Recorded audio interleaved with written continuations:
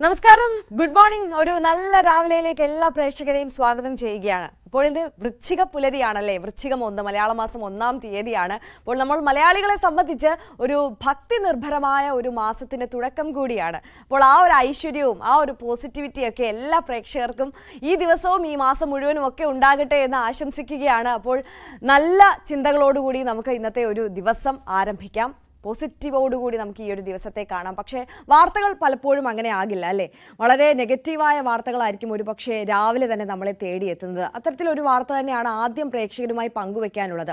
അതിൻ്റെ വിശദാംശങ്ങളിലേക്ക് എത്തുന്നതിന് മുമ്പ് തന്നെ ആദ്യം ഇന്നത്തെ ഒരു പൊതു വാർത്താ ചിത്രം എങ്ങനെയായിരിക്കും എന്നുകൂടി ഞാനൊന്ന് പറയാം.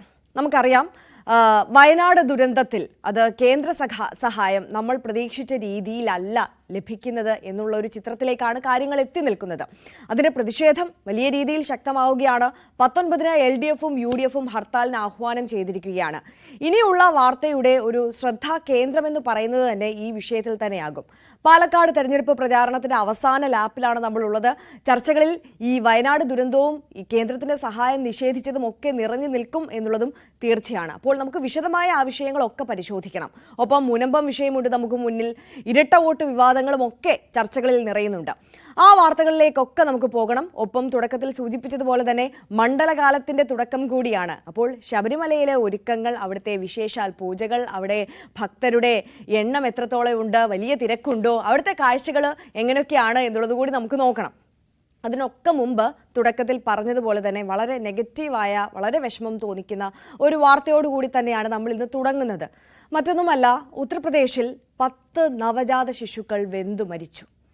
40ഓളം കുട്ടികളെ രക്ഷപ്പെടുത്താനായിട്ടുണ്ട്. ഇതിൽ ICUയിൽ കഴിയുന്ന 16 കുട്ടികൾ അതീവ ഗുരുതര നിലയിലാണ് എന്നുള്ളതാണ്. ഝാൻസിയിലെ മഹാറാണി ലക്ഷ്മിഭായി ആശുപത്രിയിൽ ഉണ്ടായ വൻ തീപിടുത്തത്തിലാണ് കുട്ടികൾ മരിച്ചത്. ഇന്നലെ രാത്രി 10:30ക്കാണ് തീപിടുത്തം ഉണ്ടായത്. തീപിടുത്തത്തിന്റെ കാരണം ഷോർട്ട് സർക്യൂട്ടാണെന്നാണ് പ്രാഥമിക നിഗമനം. സുവി വിശ്വനാഥൻ ചേരുന്നുണ്ട് നമുക്കൊപ്പം വാർത്തയുടെ കൂടുതൽ വിശദാംശങ്ങളുമായി. സുവി, കേൾക്കുമ്പോൾ തന്നെ നമ്മളെ ഒരുപാട് വേദനിപ്പിക്കുന്ന ഒരു വാർത്തയാണ്. ഷോർട്ട് സർക്യൂട്ടാണ് ഇതിന്റെ ഒരു കാരണം എന്നുള്ളതാണ് പ്രാഥമികമായി കണക്കാക്കുന്നത്. കൂടുതൽ വിശദാംശങ്ങൾ എങ്ങനെയാണ് സുവി? ആര്യ, സങ്കടകരമായ ഒരു വാർത്തയിലേക്കാണ് ഇന്നത്തെ പ്രഭാതം പൊട്ടിവിടരുന്നത് തന്നെ. 10 നവജാത ശിശുക്കളാണ് വെന്തു മരിച്ചിരിക്കുന്നത്. UPയിലാണെങ്കിലും അതീവ സങ്കടകരമായ സാഹചര്യമാണ് ഉണ്ടായിരിക്കുന്നത്. 16 കുട്ടികൾ ഇപ്പോഴും ഗുരുതരാവസ്ഥയിൽ ICUവിൽ തുടരുന്നു എന്ന റിപ്പോർട്ടുകളാണ് പുറത്തു വന്നുകൊണ്ടിരിക്കുന്നത്. 40ഓളം കുട്ടികളെ രക്ഷപ്പെടുത്തിയതായി ആശുപത്രി അധികൃതർ അവകാശപ്പെടുന്നുണ്ട്. എങ്കിലും ഇവർക്കും ഇതിൽ 40% പൊള്ളലേറ്റ കുട്ടികൾ ഉണ്ട് എന്നാണ് പറയുന്നത്. ഝാൻസിയിലെ മഹാറാണി ലക്ഷ്മിഭായ് ആശുപത്രിയിലാണ് ഈ ഒരു ദുരന്തം സംഭവിച്ചിരിക്കുന്നത്. ഇന്നലെ രാത്രി 10:30യോടുകൂടിയാണ് ഉണ്ടായിരിക്കുന്നത്.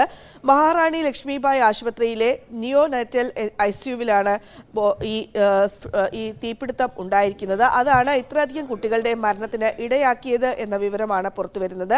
ഓക്സിജൻ കോൺസെൻട്രേറ്ററിലാണ് തീ പിടിച്ചത്. ആ തീ ഓക്സിജൻ ആയതുകൊണ്ട് തന്നെ എളുപ്പത്തിൽ കത്തിപ്പിടിക്കാൻ സാധ്യതയുള്ള വാതകമാണ്. അതുകൊണ്ട് തന്നെ അത് തീ എളുപ്പത്തിൽ പടർന്നു പിടിക്കാൻ കാരണമായി എന്നാണ് പറയുന്നത്. ഏതായാലും മുഖ്യമന്ത്രി യോഗി ആദിത്യനാഥ് ഉന്നതതല അന്വേഷണത്തിന് ഉത്തരവിട്ടിട്ടുണ്ട്. ഒപ്പം അതീവ ഹൃദയഭേദകമായ വാർത്തയെന്ന അദ്ദേഹത്തിൻ്റെ പ്രതികരണവും ഉണ്ടായിട്ടുണ്ട്. വലിയ തോതിലുള്ള പ്രതികരണമാണ് ഇതിൻ്റെ ഭാഗമായി ഉണ്ടാകുന്നത്. നമുക്കറിയാം, ഇടയ്ക്കിടെ ഇത്തരത്തിലുള്ള സംഭവങ്ങൾ UPയിൽ ഉണ്ടാകാറുണ്ട്. ഒപ്പം നമുക്കറിയാൻ സാധിക്കുന്നത് ഷോർട്ട് സർക്യൂട്ടാണ് ഈ ഇത്തരത്തിൽ തീപിടുത്തം ഉണ്ടാകാനുള്ള പ്രാഥമികമായ ഷോർട്ട് സർക്യൂട്ടാണ് ഈ തീപിടുത്തം ഉണ്ടാകാനുള്ള കാരണമെന്നാണ് പ്രാഥമികമായ ഒരു വിലയിരുത്തൽ. കൂടുതൽ അന്വേഷണങ്ങൾ നടത്തിയാൽ മാത്രമേ എന്താണ് യഥാർത്ഥത്തിൽ സംഭവിച്ചത് എന്ന് വ്യക്തമാവുകയുള്ളൂ. ഏതായാലും അതീവ ദാരുണമായ, അതീവ സങ്കടകരമായ വാർത്തയാണ് നമുക്ക് ഇന്ന് രാവിലെ മുതൽ തന്നെ പ്രേക്ഷകരുടെ മുന്നിൽ എത്തിക്കാനുള്ളത്. ആര്യ, തീർച്ചയായും സുവി വിശ്വനാഥനാണ് ചേർന്നത്. സുവി സൂചിപ്പിച്ചതുപോലെ തന്നെ അതീവ ദുഃഖകരമായ ഒരു വാർത്തയോട് കൂടിയിട്ടാണ് ഇന്നത്തെ ഈ ദിവസം തന്നെ നമ്മൾ ആരംഭിച്ചിട്ടുള്ളത്. 10 നവജാത ശിശുക്കളാണ് വെന്തു മരിച്ചത്. അതിൽ 40ഓളം കുട്ടികളെ രക്ഷപ്പെടുത്തി എന്ന് പറയുമ്പോഴും 16 കുട്ടികൾ ഇപ്പോഴും അതീവ ഗുരുതരാവസ്ഥയിലാണ്. അതായത് നവജാത ശിശുക്കൾ എന്ന് പറയുമ്പോൾ നമുക്കറിയാം, അവർ ഇപ്പോൾ അനുഭവിക്കുന്ന വേദനകളിൽ കൂടിയൊക്കെ നമ്മൾ ഈ വാർത്ത കേൾക്കുമ്പോൾ നമ്മൾ കൂടി കടന്നു പോകുന്ന സാഹചര്യമാണ്. എന്തായാലും വിഷയത്തിൽ കൂടുതൽ അന്വേഷണം നടത്തേണ്ടതുണ്ട്. കൂടുതൽ റിപ്പോർട്ടുകളൊക്കെ പുറത്തു വരേണ്ടതുമുണ്ട്. നമുക്കെന്തായാലും മറ്റു വാർത്തകളിലേക്ക് കൂടി പോകാം. തുടക്കത്തിൽ സൂചിപ്പിച്ചതുപോലെ തന്നെ വൃശ്ചിക പുലരിയാണ്. ശരണ മന്ത്രമുഖരിതമായ വൃശ്ചിക പുലരി.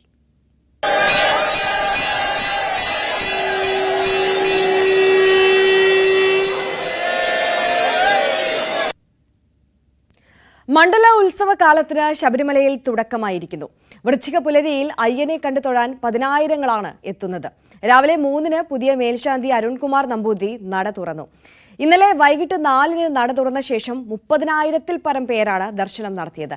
സജീവ് സി വാര്യർ ചേരുന്നുണ്ട് സന്നിധാനത്ത് നിന്ന് നമുക്കൊപ്പം. Sajeev C Warrier, very good morning. നല്ല തിരക്കാണോ അവിടെ അനുഭവപ്പെടുന്നത് ഇന്ന് 1-ാം തീയതി രാവിലെ ആയിട്ട്?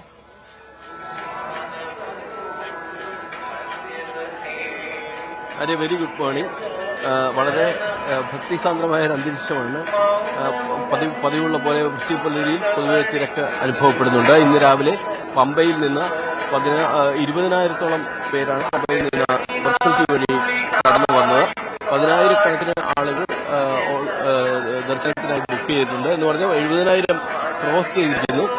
ഇനി 10,000 സ്പോട്ട് ബുക്കിംഗ് മാത്രമാണ് ബാക്കിയുള്ളത്.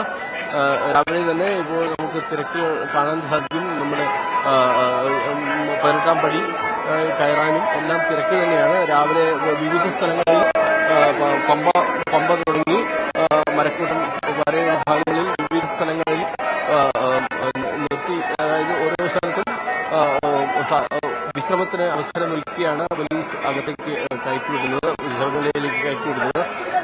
ഇന്ന് പ്രത്യേകിച്ച് അവലോകന യോഗമുണ്ട്.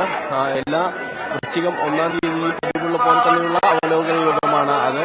എല്ലാ വകുപ്പുകളുടെയും ഉന്നത ഉദ്യോഗസ്ഥരെല്ലാം തന്നെ, ഇവിടെ ചുമതലയുള്ള ഉദ്യോഗസ്ഥരെല്ലാം തന്നെ യോഗത്തിൽ പങ്കെടുക്കും.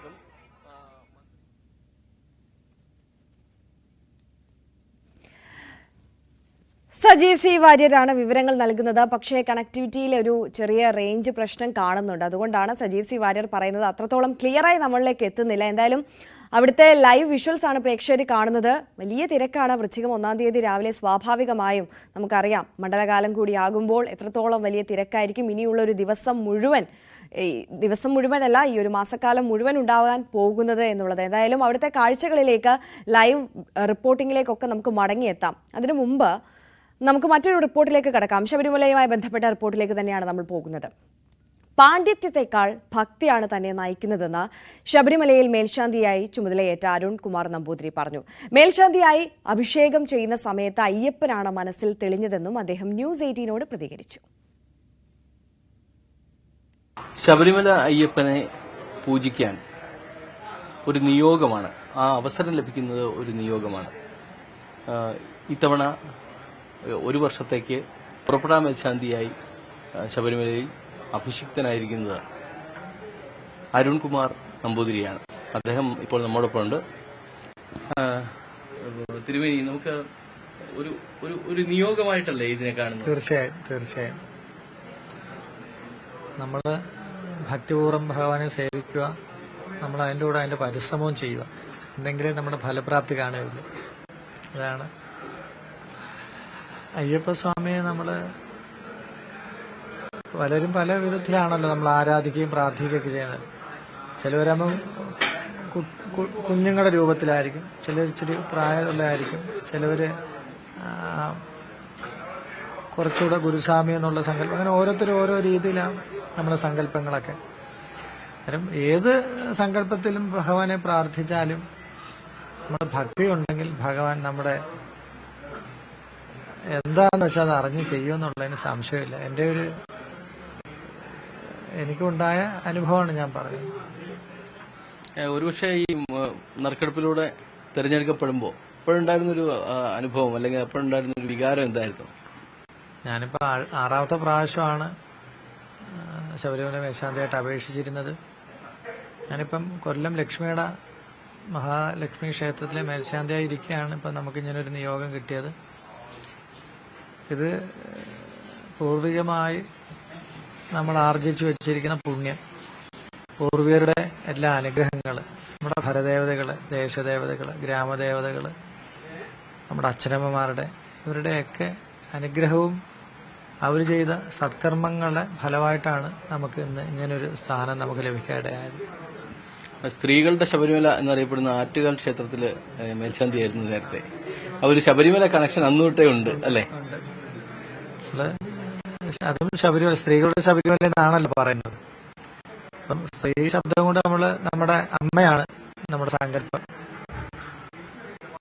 മാതാ പിതാ ഗുരു ദൈവം എന്നാണല്ലോ നമ്മുടെ സങ്കല്പം. നമ്മളൊരു കുഞ്ഞ് ജനിച്ച് വീണ് കണ്ണു തുറന്ന് കാണുന്നത് അമ്മയാണ്. അമ്മയാണ് ആദ്യത്തെ ഗുരു. അന്നേരം നമുക്ക് അമ്മയിൽ നിന്ന് വേണം എല്ലാം തുടങ്ങാനാണ്. അത് ആ പരമാർത്ഥം അത് തന്നെയാണല്ലോ. അമ്മയല്ലേ നമ്മളെല്ലാം പഠിപ്പിക്കുന്നത്. അന്നേരം ആറ്റുകാൽ ഭഗവതിയെ ഞാൻ അവിടെ സേവിക്കാൻ എനിക്കൊരവസരം ലഭിച്ചു. അത് 2 വർഷക്കാലം തുടർച്ചയായിട്ട് എനിക്കത് ചെയ്യാൻ സാധിച്ചു എന്നുള്ളതാണ്. അമ്മ 2 പ്രാവശ്യം നറുക്കെടുപ്പിലൂടെ 2 പ്രാവശ്യം തുടർച്ചയായിട്ട് മേശാവിദ്യാൻ സഹായിച്ചു. അന്നേരം നമുക്ക് വേണ്ടത് ഭക്തിപൂർവ്വമുള്ള ഒരു ദേവിയോടുള്ള പ്രാർത്ഥനയാണ്. നമ്മളെല്ലാം പ്രാർത്ഥിക്കുന്നതിലും ഭക്തിക്ക് പ്രാധാന്യമുണ്ട്. നമുക്കറിയാം ഗുരുവായൂരപ്പൻ്റെ കഥകള്, പൂന്താനത്തിൻ്റെ നാരായണ ഭട്ടതിരിയുടെയൊക്കെ കഥകൾ നമുക്കറിയാം. അതിൽ പൂന്താനത്തിൻ്റെ ജ്ഞാനപ്പാന എന്ന് പറയുന്ന ആ ഗ്രന്ഥം പരിശോധിക്കാൻ കൂട്ടാക്കാഞ്ഞപ്പോൾ വീണ്ടും അദ്ദേഹത്തിന് ആ രോഗം വന്നു എന്നാണ് പറയുന്നത്. നമ്മൾ കഥകളിൽ കൂടെ ഉള്ള അറിവാണ് നമുക്ക്. അന്നേരം ഭഗവാൻ പറഞ്ഞത്, എനിക്ക് പാണ്ഡിത്യത്തെക്കാൾ ഭക്തിയാണ് എനിക്കിഷ്ടം. അന്നേരം അത് തന്നെയാണ് നമുക്കത്ര പണ്ഡിതനൊന്നും അല്ല, നമുക്ക് ആകെ ഉള്ളത് ഭക്തിയാണ്. അത് മാത്രമേ ഉള്ളൂ. ഒരുപക്ഷെ മനുഷ്യനും ദൈവവും ഒന്നാണ് എന്ന് പറയുന്ന ഒരു വലിയ സങ്കല്പത്തിനെ നേരിട്ട് കാണാവുന്ന ഒരു സാഹചര്യമാണ് ശബരിമലയിലുള്ളത്. മനുഷ്യനും പ്രകൃതിയും ഒന്നാവുന്നു, മനുഷ്യനും ദൈവവും ഒന്നാകുന്നു, മനുഷ്യനും തന്നെ ഒന്നാവുന്നു. ഒരു പേരിൽ തന്നെ സ്വാമി എന്ന ഒറ്റ പേരിൽ, അല്ലെങ്കിൽ അയ്യപ്പൻ എന്ന ഒറ്റ പേരിൽ എല്ലാവരും അറിയപ്പെടുന്ന ഒരു സാഹചര്യം. അത് മേൽശാന്തിയാണെങ്കിലും പിന്നെ അവിടെ ഭക്തനാണെങ്കിലും എല്ലാം ഒന്നാണ് എന്നുള്ളൊരു സങ്കല്പമല്ലേ. അത് ഒരുപക്ഷെ വേറെ എവിടെയും ഉണ്ടാവില്ല, അല്ലെ? ഒരിക്കലും ഉണ്ടാകത്തില്ല. നമ്മള് ശബരിമല എന്ന് പറയുന്ന ആ തത്വം തന്നെ വളരെ വലുതാണ്. തത്വമസി എന്ന് പറയുന്ന ആ ഭഗവാന്റെ തത്വം നമ്മളെല്ലാവരും ഒന്നാണെന്ന് പഠിപ്പിക്കുക, അല്ലെങ്കിൽ നമ്മൾ മനസ്സിലാക്കുക. പ്രകൃതിയും ഈശ്വരനും നമ്മളെല്ലാവരും ഈശ്വരിമാരാണ്. നമുക്കെല്ലാം 2 ശരീരം ഉണ്ടെന്നാണ് സങ്കല്പം. ഒന്ന് സ്ഥൂലമായിരിക്കുന്ന ശരീരവും ഒന്ന് സൂക്ഷ്മമായിട്ടിരിക്കുന്ന ശരീരം.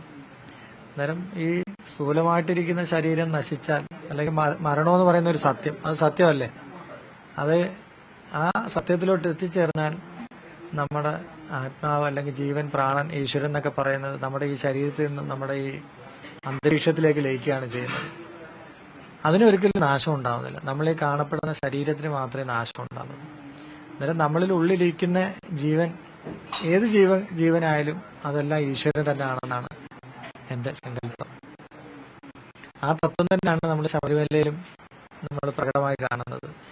ഭഗവാനും ഭക്തനും ഒന്നാണെന്നുള്ള തത്വം നമ്മളെ പഠിപ്പിക്കുകയാണ്. അതൊരു വലിയ നമുക്കതിനെ കുറിച്ച് പറയുക. അത് ലോകമെമ്പാടും നമ്മൾ ഒരു മുദ്രയിട്ട് വ്രതം നോറ്റ് തുടങ്ങിയാൽ നമ്മൾ പേരെടുത്ത് വിളിക്കാറില്ല, സ്വാമി അല്ലെങ്കിൽ അയ്യപ്പോ എന്നേ വിളിക്കാറുള്ളൂ. അത് തന്നെയല്ലേ നമ്മളെ പഠിപ്പിക്കുന്ന തത്വം. ഈ ഇന്ന് സോപാനത്തിന് മുന്നിൽ അഭിഷിക്തനാവുന്ന ഒരു സാഹചര്യം, അത് എങ്ങനെയാണ് അതിനെ വിവരിക്കാൻ സാധിക്കുക? അല്ലെങ്കിൽ എന്ത് വികാരമാണ് അപ്പോൾ തോന്നിയത്? നമ്മള് ഭഗവാന്റെ മേൽശാന്തി ആകുക എന്ന് പറയുമ്പോൾ നമ്മള് നറുക്കെടുപ്പിലെ കൂടെ ഒക്കെ ആയെങ്കിലും അതിന് ചില ക്രിയാഭാഗങ്ങളായിട്ടുള്ളതാണ്. നമ്മൾ തന്ത്രി അദ്ദേഹം കലശമൊക്കെ പൂജിച്ച് നമ്മൾ അഭിഷേകം കഴിച്ച് ശ്രീകോവിൽ കൂട്ടിക്കൊണ്ടുപോയി നമുക്ക് മൂലമന്ത്രവും അവിടുത്തെ മറ്റ് വിധാനങ്ങളൊക്കെ നമ്മളെ പറഞ്ഞ് മനസ്സിലാക്കി തരുന്ന ഒരു രീതിയാണ്. കലശാഭിഷേകം നമ്മൾ ചെയ്തപ്പോൾ ആ ഭഗവാന് ഞാനും ഒന്നായി തീർന്നു. ഞാൻ നേരത്തെ പറഞ്ഞ ആ തത്വം തന്നെ, തത്വമസി. അപ്പം ഞാനും ഭഗവാനും വിഭിന്നമല്ല, ഒന്നാണെന്നുള്ള സങ്കല്പം അത് തന്നെയാണ് എനിക്ക് തോന്നിയതും. ആ ഭഗവാന്റെ ദർശനം എൻ്റെ മനസ്സിൽ അന്നേരം ഉണ്ടായി എന്നുള്ളതാണ് സങ്കല്പം. ഭഗവാന്റെ ആ രൂപം നമ്മുടെ മനസ്സിൽ തെളിഞ്ഞു വന്നു. ഒരു നിമിഷം കണ്ണടച്ചിരുന്നപ്പം ആ ഭഗവാന്റെ ദിവ്യരൂപം എൻ്റെ മനസ്സിൽ തെളിഞ്ഞു. ഇനിയുള്ള ഒരു വർഷക്കാലത്തെ കുറിച്ച് ആലോചിക്കുമ്പോൾ എന്താണ് തിരുവനന്തപുരത്ത് തോന്നുന്നത്? നമ്മൾ ഭഗവാന്റെ കൂടെ നിൽക്കുകയല്ലേ, പിന്നെ നമ്മൾ എന്തിനാ പേടിക്കുന്നത്? എല്ലാ ഈ പ്രപഞ്ചത്തിന്റെ സൃഷ്ടാവായിരിക്കുന്ന ഈശ്വരനാണല്ലോ ഭഗവാൻ. അദ്ദേഹത്തിനെ പൂജിക്കുക എന്നുള്ള കർമ്മമാണ് നമ്മൾ ചെയ്യുന്നത്. അതാണ്. അന്നേരം നമ്മൾ ഇതിലൊന്നും ഭയക്കേണ്ട കാര്യമില്ല. എല്ലാം ഭംഗിയായിട്ട് നടക്കും. നമ്മൾ അയ്യപ്പസ്വാമിയുടെ തൃപ്പാദങ്ങളിൽ എല്ലാം സമർപ്പിച്ച് അവിടുത്തെ പൂജാതി കർമ്മങ്ങൾ നിർവഹിക്കുക എന്നുള്ളതാണ് എൻ്റെ കർത്തവ്യം. അന്നേരം ഭഗവാൻ അറിയാം എന്തൊക്കെ കാര്യങ്ങൾ ഏതൊക്കെ സമയം നടക്കണം, അതനുസരിച്ച് അതെല്ലാം നടത്തി തരുമെന്നാണ് എന്റെ വിശ്വാസം. ഒരുപക്ഷെ ഭാഷയിലും ആചാരങ്ങളിലും എല്ലാം വ്യത്യാസമുള്ള അനേകം മനുഷ്യർ, ഒരുപക്ഷെ ലക്ഷക്കണക്കിന് ആളുകൾ വരികയാണ്. അതൊരു വലിയ ഊർജം തരുന്നില്ലേ ഈ ശബരിമലയിൽ തന്നെ? ശരണഘോഷം എന്നാണല്ലോ പറയുന്നത് നമ്മള്, നാമജപം എന്നല്ല. നാമജപിക്ക് നമ്മൾ കുറച്ചുപേര് ചേർന്ന് ഇത് ശരണഘോഷമാണ്. ഭഗവാന്റെ മനുഷ്യരാശിയുള്ള എല്ലാ സ്ഥലങ്ങളിലും ഈ ഭഗവാന്റെ നാമം ജപിക്കുന്നുണ്ട്, പ്രാർത്ഥിക്കുന്നുണ്ട്. വരുന്നവരെല്ലാം അയ്യപ്പന്മാരാണെന്നുള്ള തത്വം മനസ്സിലാക്കി അവര് ആ മുദ്ര അണിഞ്ഞ് ഇവിടെ എത്തിയാണ്. അത് ഭഗവാന്റെ ഒരു കാരുണ്യം തന്നെയാണത്. എല്ലാ ജനങ്ങളും ഒന്നായിട്ട്, ഭാഷയ്ക്ക് അതീതമായിട്ട് അല്ലെങ്കിൽ മറ്റ് മതങ്ങൾക്ക് അതീതമായിട്ട് ഭഗവാനെ ദർശിക്കാൻ ഇവിടെ എത്തുന്നു. അല്ലെങ്കിൽ ഐക്യമത്യമാണല്ലോ നമ്മൾ, ഐക്യമത്യം മഹാബലം എന്ന് പറയുന്ന പോലെ എല്ലാം മറന്നുകൊണ്ട് ഭഗവാന്റെ സന്നിധിയിൽ എത്തുന്നതാണ് അവർക്കെല്ലാം. അത് വളരെ ഒരു സത്യമായിട്ടുള്ളൊരു കാര്യം തന്നെയാണ്.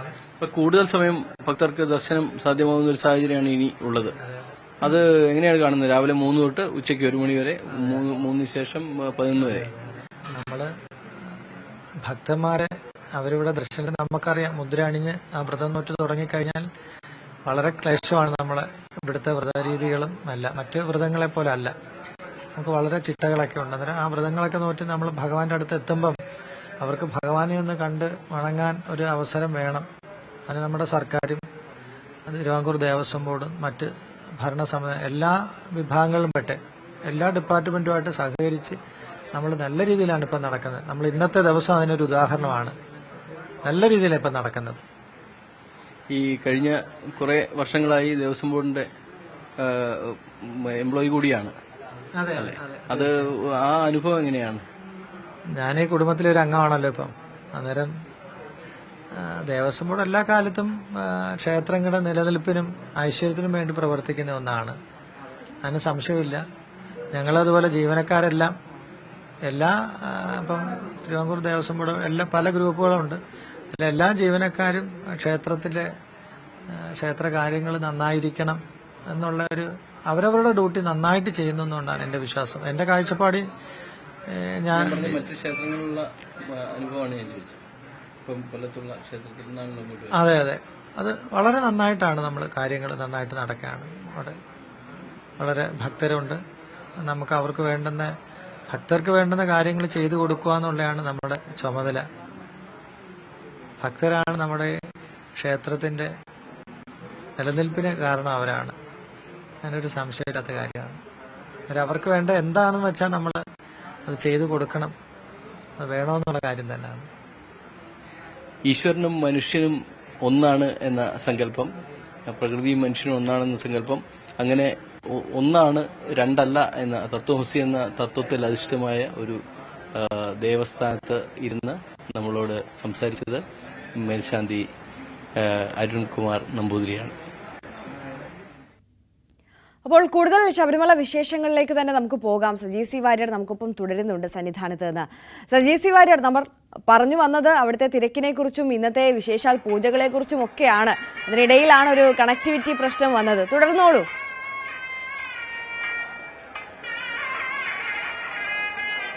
ഞാൻ നേരത്തെ പറഞ്ഞു വന്നത് ഇന്ന് പ്രത്യേകിച്ച് അവലോകന യോഗങ്ങളുണ്ട്. ഉന്നത ഉദ്യോഗസ്ഥർ, ഓരോ വകുപ്പിന്റെയും ഉന്നത ഉദ്യോഗസ്ഥർ ഉൾപ്പെടുന്ന അവലോകന യോഗമുണ്ട്. മന്ത്രി വി എൻ വാസവൻ, ദേവസ്വം മന്ത്രി, ഇവിടെ തുടരുന്നുണ്ട്. ഇന്നലെ രാവിലെ തന്നെ പമ്പയിലെത്തിയതാണ്. ഉച്ചയോടെ ശബരിമലയിലെത്തി. അദ്ദേഹം എല്ലാ കാര്യത്തിലും മേൽനോട്ടം വഹിക്കുന്നുണ്ട്. ഇന്ന് വി എൻ വാസവന്റെ നേതൃത്വത്തിൽ അവലോകന യോഗം ചേരും. എല്ലാ മണ്ഡലമാസത്തിലും മണ്ഡല പൂജകളുടെ തുടക്കമാകുന്ന വൃശ്ചികം 1-ാം തീയതി ഇത്തരത്തിലുള്ള യോഗങ്ങൾ പതിവുള്ളതാണ്. പക്ഷേ ഇക്കുറി കുറെ കൂടി ആസൂത്രിതമായ രീതിയിലാണ് സർക്കാർ ഇവിടെ സൗകര്യങ്ങൾ ഒരുക്കിയിരിക്കുന്നത്. തീർത്ഥാടകർ പമ്പയിൽ നിന്ന് നടപ്പന്തലിലെത്തുന്നതിനിടയിൽ പലയിടങ്ങളിലും വിശ്രമത്തിന് സൗകര്യങ്ങൾ ഒരുക്കിയിട്ടുണ്ട്. ലഘുഭക്ഷണം, അതുപോലെ പാനീയങ്ങളെല്ലാം നൽകാനുള്ള സംവിധാനമുണ്ട്. കൃത്യമായ എണ്ണം, അതായത് 70,000 പേർ വെർച്വൽ ക്യൂ വഴിയും 10,000 പേർ സ്പോട്ട് ബുക്കിംഗ് വഴിയും എത്തുക എന്നുള്ള ഒരു തീരുമാനമുണ്ട്. അത് പ്രകാരം ആണ് ഇപ്പോൾ 20,000 പേർ പമ്പ കടന്ന് ശബരിമലയിലേക്ക് വന്നുകൊണ്ടിരിക്കുകയാണ്. 20,000 പേരാണ് വെർച്വൽ ക്യൂ വഴി ഇതുവരെ വന്നിട്ടുള്ളത്. ഇന്ന് 70,000 പേരുടെ ബുക്കിംഗ് പൂർത്തിയായിരുന്നു. ഇനി സ്പോട്ട് ബുക്കിംഗ് ആണ് നടക്കാനുള്ളത്. ഇന്നലെ തന്നെ 30,000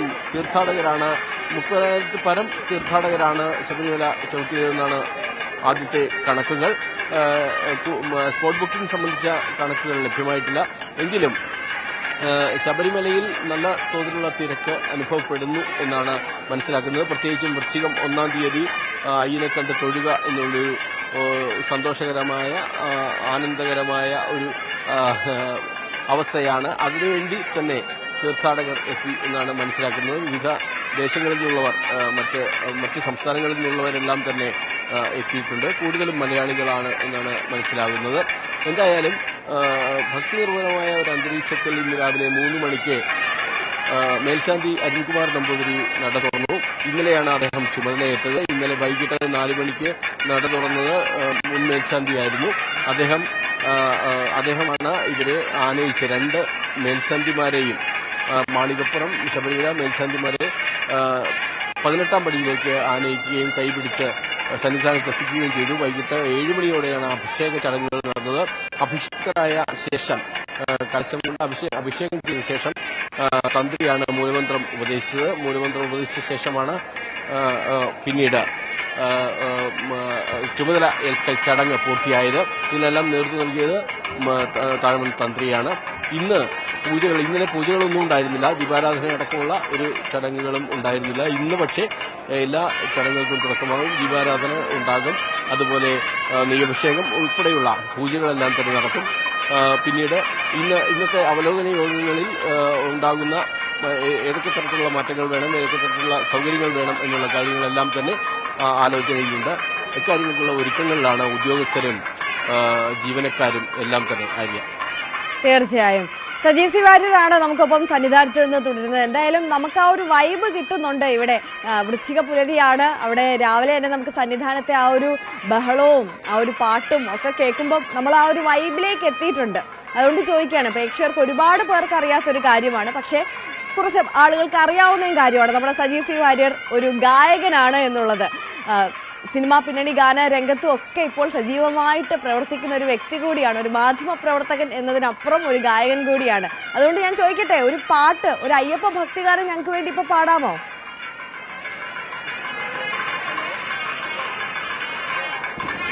അത് മറ്റൊരു അവസരത്തിൽ പോലെ ആര്യ വേണമെങ്കിൽ 4 വരി പാടാം.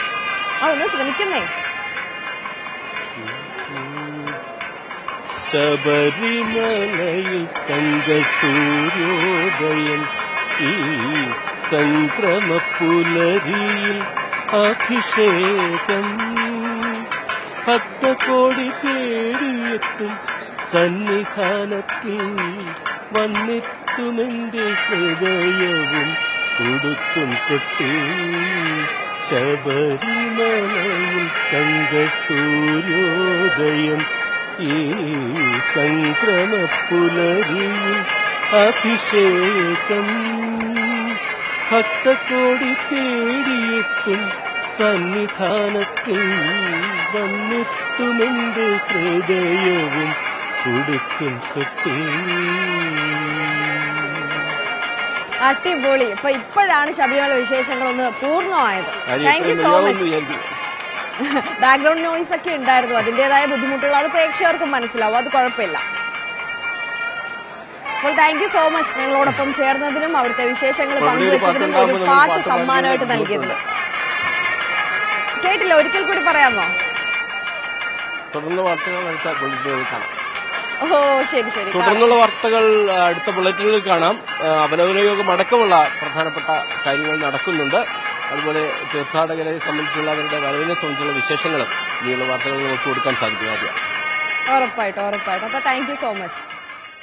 അപ്പോൾ സജീവ് സി വാര്യർ സജീവമായി സന്നിധാനത്തുണ്ട്. അപ്പോൾ സജീവമായി തന്നെ സന്നിധാനത്ത് നിന്നുള്ള വിശേഷങ്ങളും വാർത്തകളും ഒക്കെ പ്രേക്ഷകരിലേക്ക് ഞങ്ങൾ എത്തിക്കുന്നതായിരിക്കും. ഇനി മറ്റുള്ള വാർത്തകൾ കൂടി നമുക്ക് പരിശോധിക്കാം. പാലക്കാട്ടേക്ക് പോകാം. പാലക്കാട് പ്രചാരണം തീരാനിനി 2 നാൾ മാത്രം.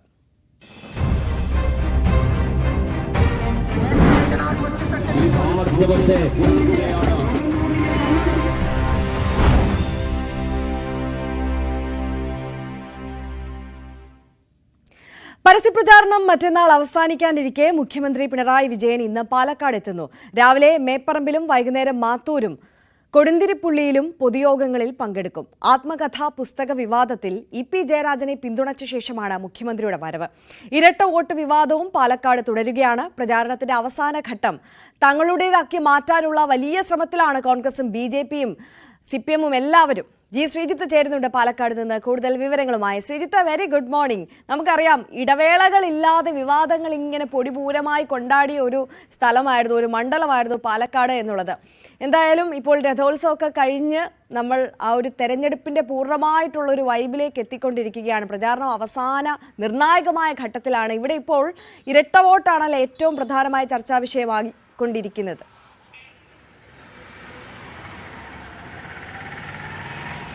ഇന്നലെ മിനിങ്ങാന്നുമൊക്കെ പ്രധാന ചർച്ചയായിരുന്നത് ഇരട്ട വോട്ട് വിവാദം തന്നെയായിരുന്നു ആര്യ. എന്തായാലും ഇന്ന് മുഖ്യമന്ത്രി എത്തുന്നു എന്നുള്ളതാണ് ഏറ്റവും പ്രധാനപ്പെട്ട ഒരു കാര്യം. സാധാരണ തെരഞ്ഞെടുപ്പിൻ്റെ ഈ ഏറ്റവും അവസാന ദിവസങ്ങളിൽ, അവസാന മണിക്കൂറുകൾ എന്ന് തന്നെ നമുക്ക് പറയാൻ സാധിക്കും. ആ മണിക്കൂറുകളിൽ ഇത്തരം രാഷ്ട്രീയ നേതാക്കൾ ഓരോ മുന്നണിയുടെയും ഏറ്റവും പ്രധാന നേതാക്കളെ അവതരിപ്പിച്ചുകൊണ്ടായിരിക്കും മുന്നണികൾ ഒരു പ്രചരണ രീതികൾ അവസാന ഘട്ടത്തിലേക്ക് എത്തിക്കുക.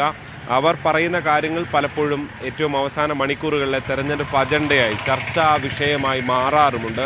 ആ ഒരു കാര്യം കൂടി നിൽക്കുമ്പോഴാണ്, ആ ഒരു രീതി നിൽക്കുമ്പോഴാണ് മുഖ്യമന്ത്രി പിണറായി വിജയൻ്റെ വരവ്. മുഖ്യമന്ത്രിയുടെ വരവ് പാലക്കാടൻ രാഷ്ട്രീയത്തിൽ, പാലക്കാടിൻ്റെ തെരഞ്ഞെടുപ്പ് രാഷ്ട്രീയത്തിൽ എന്ത് ചലനമുണ്ടാക്കും, എന്ത് തരം ചർച്ചകൾ സൃഷ്ടിക്കും എന്നുള്ള ആകാംക്ഷയിലാണ് മറ്റു മുന്നണികളും ഉള്ളത്. നമുക്കറിയാം, പ്രതിപക്ഷ നേതാവ് വി.ഡി. സതീശനും ബി.ജെ.പിയുടെ സംസ്ഥാന അധ്യക്ഷൻ കെ. സുരേന്ദ്രനും ഏതാണ്ട് എല്ലാം ഇവിടെ തന്നെ ക്യാമ്പ് ചെയ്ത് ദിവസങ്ങളായി, ഏതാണ്ട് ഒരു മാസത്തോളം അടുക്കുകയാണ് പ്രചരണം ആരംഭിച്ചിട്ട് തന്നെ.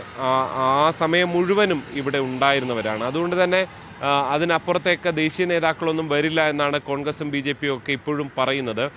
എന്തായാലും മറ്റന്നാൾ കൊട്ടിക്കലാശം നടക്കാനിരിക്കെ ഏറ്റവും അവസാന മണിക്കൂറുകളിൽ മുഖ്യമന്ത്രി നടത്തുന്ന പ്രസംഗങ്ങൾ വളരെ പ്രധാനപ്പെട്ടതാണ്. ഇന്ന് 3 പൊതുയോഗങ്ങൾ, നാളെയും 3 പൊതുയോഗങ്ങൾ. അങ്ങനെ പഞ്ചായത്തിലും ഈ നഗരസഭയുടെ വിവിധ മേഖലകളിലുമൊക്കെയായി മുഖ്യമന്ത്രിയുടെ വലിയ വലിയ പരിപാടികളിലേക്ക് CPM കടക്കുകയാണ്. നേരത്തെ പറഞ്ഞ പോലെ ഇരട്ട വോട്ട് വിവാദത്തിൽ പരസ്പരം വെല്ലുവിളികൾ നടത്തിക്കൊണ്ട് മുന്നോട്ട് പോവുകയാണ് മുന്നണികൾ. ബി.ജെ.പിക്കെതിരായ വെല്ലുവിളിയിൽ തിരിച്ച് വെല്ലുവിളികൾ ഉയർത്തുകയായിരുന്നു ഇന്നലെ C. കൃഷ്ണകുമാർ ചെയ്തത്. കഴിഞ്ഞ ലോക്സഭാ തെരഞ്ഞെടുപ്പിൽ അടക്കം ഇരട്ട വോട്ടിൻ്റെ കാര്യം ചൂണ്ടിക്കാണിച്ചിട്ടും ഒരു നടപടിയും തെരഞ്ഞെടുപ്പ് കമ്മീഷൻ എടുത്തില്ല എന്നാണ് ബി.ജെ.പി ചൂണ്ടിക്കാണിക്കുന്നത്. ഇപ്പോഴത്തെ P. സരിൻ ഇന്നലെ വാർത്താ സമ്മേളനം തന്നെ നടത്തി പ്രതിപക്ഷ നേതാവ് വി.ഡി. സതീശനെതിരെ വെല്ലുവിളി നടത്തുന്ന സാഹചര്യമുണ്ട്. പ്രത്യേകിച്ച് താൻ തന്നെ തൻ്റെ സ്വന്തം വീടാണ് എന്ന് അദ്ദേഹത്തിൻ്റെ ഭാര്യ സൗമ്യ സരിനൊപ്പം എത്തി നിർത്തിക്കൊണ്ട് താൻ ഇവിടെ തന്നെ താമസിക്കുന്ന ആളാണ് എന്ന് ചൂണ്ടിക്കാണിച്ചുകൊണ്ട് തിരിച്ചു വെല്ലുവിളിക്കുകയാണ് ഡോക്ടർ P. സരിൻ ഭാര്യയ്ക്കൊപ്പം ചെയ്തത്. ഇപ്പുറത്ത് UDF-നെ സംബന്ധിച്ചും ബി.ജെ.പിയെയും CPM-നെയും ഒക്കെ ഇതേ വിഷയത്തിൽ തന്നെ പ്രതിരോധിക്കാൻ, അല്ലെങ്കിൽ അവരോട് അങ്ങോട്ടേക്ക് ആരോപണങ്ങൾ ഉയർത്തിക്കൊണ്ട് മുന്നോട്ട് പോകുന്ന സ്ഥിതിവിശേഷമാണ് ഉള്ളത്. എന്തായാലും അവസാന മണിക്കൂറുകളിലേക്ക് പ്രചരണം എത്തുന്നു എന്നുള്ളതാണ്. ഇനിയും എന്ത് ബോംബുകൾ അല്ലെങ്കിൽ എന്ത് രാഷ്ട്രീയ വിവാദത്തിനാകും പാലക്കാട് തിരികൊളുത്തുക എന്നൊക്കെയുള്ളത് ഇനിയുള്ള നിമിഷങ്ങളിൽ അറിയാൻ സാധിക്കും ആര്യ. മാത്രമല്ല ശ്രീജിത്ത്, ഇപ്പോൾ മറ്റൊരു പ്രധാനപ്പെട്ട വിഷയം നമ്മൾ ചർച്ചാ കേന്ദ്രമാക്കുന്നത് മറ്റൊന്നുമല്ല, വയനാട്ടിലെ ദുരന്ത ഭൂമിയിൽ അവിടെ നമ്മൾ പ്രതീക്ഷിച്ച ഒരു പാക്കേജ് കേന്ദ്രത്തിന്റെ ഭാഗത്തു നിന്ന് ഉണ്ടാകുന്നില്ല എന്നുള്ളതാണ്. കേരളത്തിന്റെ ആവശ്യം അത് പാടെ തള്ളിക്കളഞ്ഞിരിക്കുകയാണ് കേന്ദ്രം എന്നുള്ളതാണ്. അതൊരു പ്രധാന ചർച്ചാ വിഷയമാക്കി CPM-ഉം കോൺഗ്രസും ഒക്കെ ഇനിയുള്ള ഒരു നിർണായകമായ ഈ ദിവസങ്ങളിൽ പാലക്കാട്ട് ചർച്ചയാകില്ല. അത് ബി.ജെ.പിക്കെതിരെ ആഞ്ഞടിക്കാനുള്ള ഒരു ആയുധം കൂടിയായി മാറും.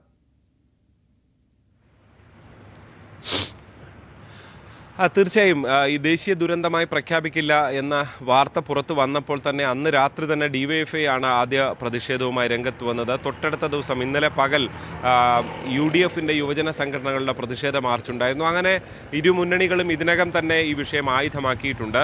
മുഖ്യമന്ത്രി പിണറായി വിജയൻ ഇന്നെത്തുമ്പോൾ സ്വാഭാവികമായും അദ്ദേഹത്തിൻ്റെ നിലപാടും ഇക്കാര്യത്തിൽ വളരെ പ്രധാനപ്പെട്ടതാണ്. ഒരുപക്ഷെ ബി.ജെ.പി രണ്ടാമത് നിൽക്കുന്നൊരു മണ്ഡലത്തിൽ ബി.ജെ.പി വിരുദ്ധ രാഷ്ട്രീയം പറഞ്ഞുകൊണ്ട് കോൺഗ്രസിന് അപ്പുറത്തേക്ക് കടന്ന് ഒന്നാമതെത്താനുള്ള ശ്രമമായിരിക്കും CPM-ഉം നടത്തുക എന്ന കാര്യത്തിൽ യാതൊരു സംശയവുമില്ല. എന്തായാലും ഇതിന് ബി.ജെ.പിയുടെ മറുപടിയും ഉണ്ടാകും. ഒരുപക്ഷെ ഇന്ന് രാവിലെ 11:30 P.K. കൃഷ്ണദാസിൻ്റെ വാർത്താ സമ്മേളനമുണ്ട്. കെ. സുരേന്ദ്രൻ അതിനു മുൻപ് തന്നെ പ്രതികരിക്കുമോ എന്ന് വ്യക്തമല്ല. എന്തായാലും ദേശീയ ദുരന്തം എന്ന് പ്രഖ്യാപിക്കാൻ തന്നെ ഇത്തരം ദുരന്തങ്ങളെ സാധിക്കില്ല എന്നൊക്കെ ഈ വയനാട് ദുരന്ത സമയത്ത് തന്നെ BJP മറുപടി നൽകുന്നതൊക്കെ ഉണ്ടായിരുന്നു. ഈ കൃത്യമായ വിവരങ്ങൾ സംസ്ഥാന സർക്കാർ നൽകിയില്ല, ഇനിയും വളരെ കൃത്യമായ റിപ്പോർട്ടുകൾ നൽകേണ്ടതുണ്ട്, അതാണ് കൃത്യമായ ധനസഹായം കിട്ടുന്നതിന് തടസ്സമാകുന്നതെന്നൊക്കെയായിരുന്നു BJPയുടെ വാദം. എന്തായാലും പല വാദങ്ങളും ഈ തെരഞ്ഞെടുപ്പ് മുഖത്ത് ഉയർന്നു വരും. അത് തീർച്ചയായും ഏറ്റവും അവസാന ഘട്ടത്തിലേക്ക് എത്തുമ്പോൾ ഈ വിവരം തന്നെ ഉന്നയിച്ചുകൊണ്ട് BJPക്കെതിരെ വലിയ ആയുധമാക്കുക എന്ന തന്ത്രം LDFും UDFും നടത്തുമ്പോൾ BJP എങ്ങനെ അതിനെ പ്രതിരോധിക്കും എന്നുള്ളതും ഇനി കാത്തിരുന്ന് കാണേണ്ടതാണ്. ആര്യ, തീർച്ചയായും. ജി ശ്രീജിത്താണ് പാലക്കാട് നിന്ന് വിവരങ്ങൾ നൽകിയത്. ഇനി നമ്മളൊരു ഇടവേളയിലേക്കാണ് പോകുന്നത്. ഇടവേളയ്ക്ക് ശേഷം കൂടുതൽ വാർത്തകൾ നോക്കാം.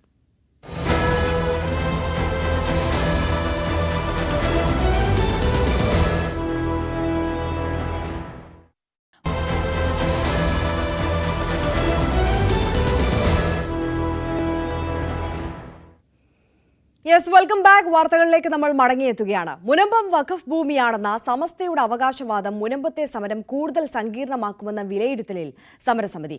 മുസ്ലിം ലീഗ് അടക്കം ഇതിനെ തള്ളുന്നുണ്ടെങ്കിലും മുഖ്യമന്ത്രിയുമായി നടക്കാനിരിക്കുന്ന ചർച്ചയ്ക്ക് മുമ്പ് ഇങ്ങനെ ഒരു അവകാശവാദം ഉന്നയിച്ചത് നിസ്സാരമായി കാണാൻ കഴിയില്ലെന്നാണ് ഇവർ ചൂണ്ടിക്കാണിക്കുന്നത്.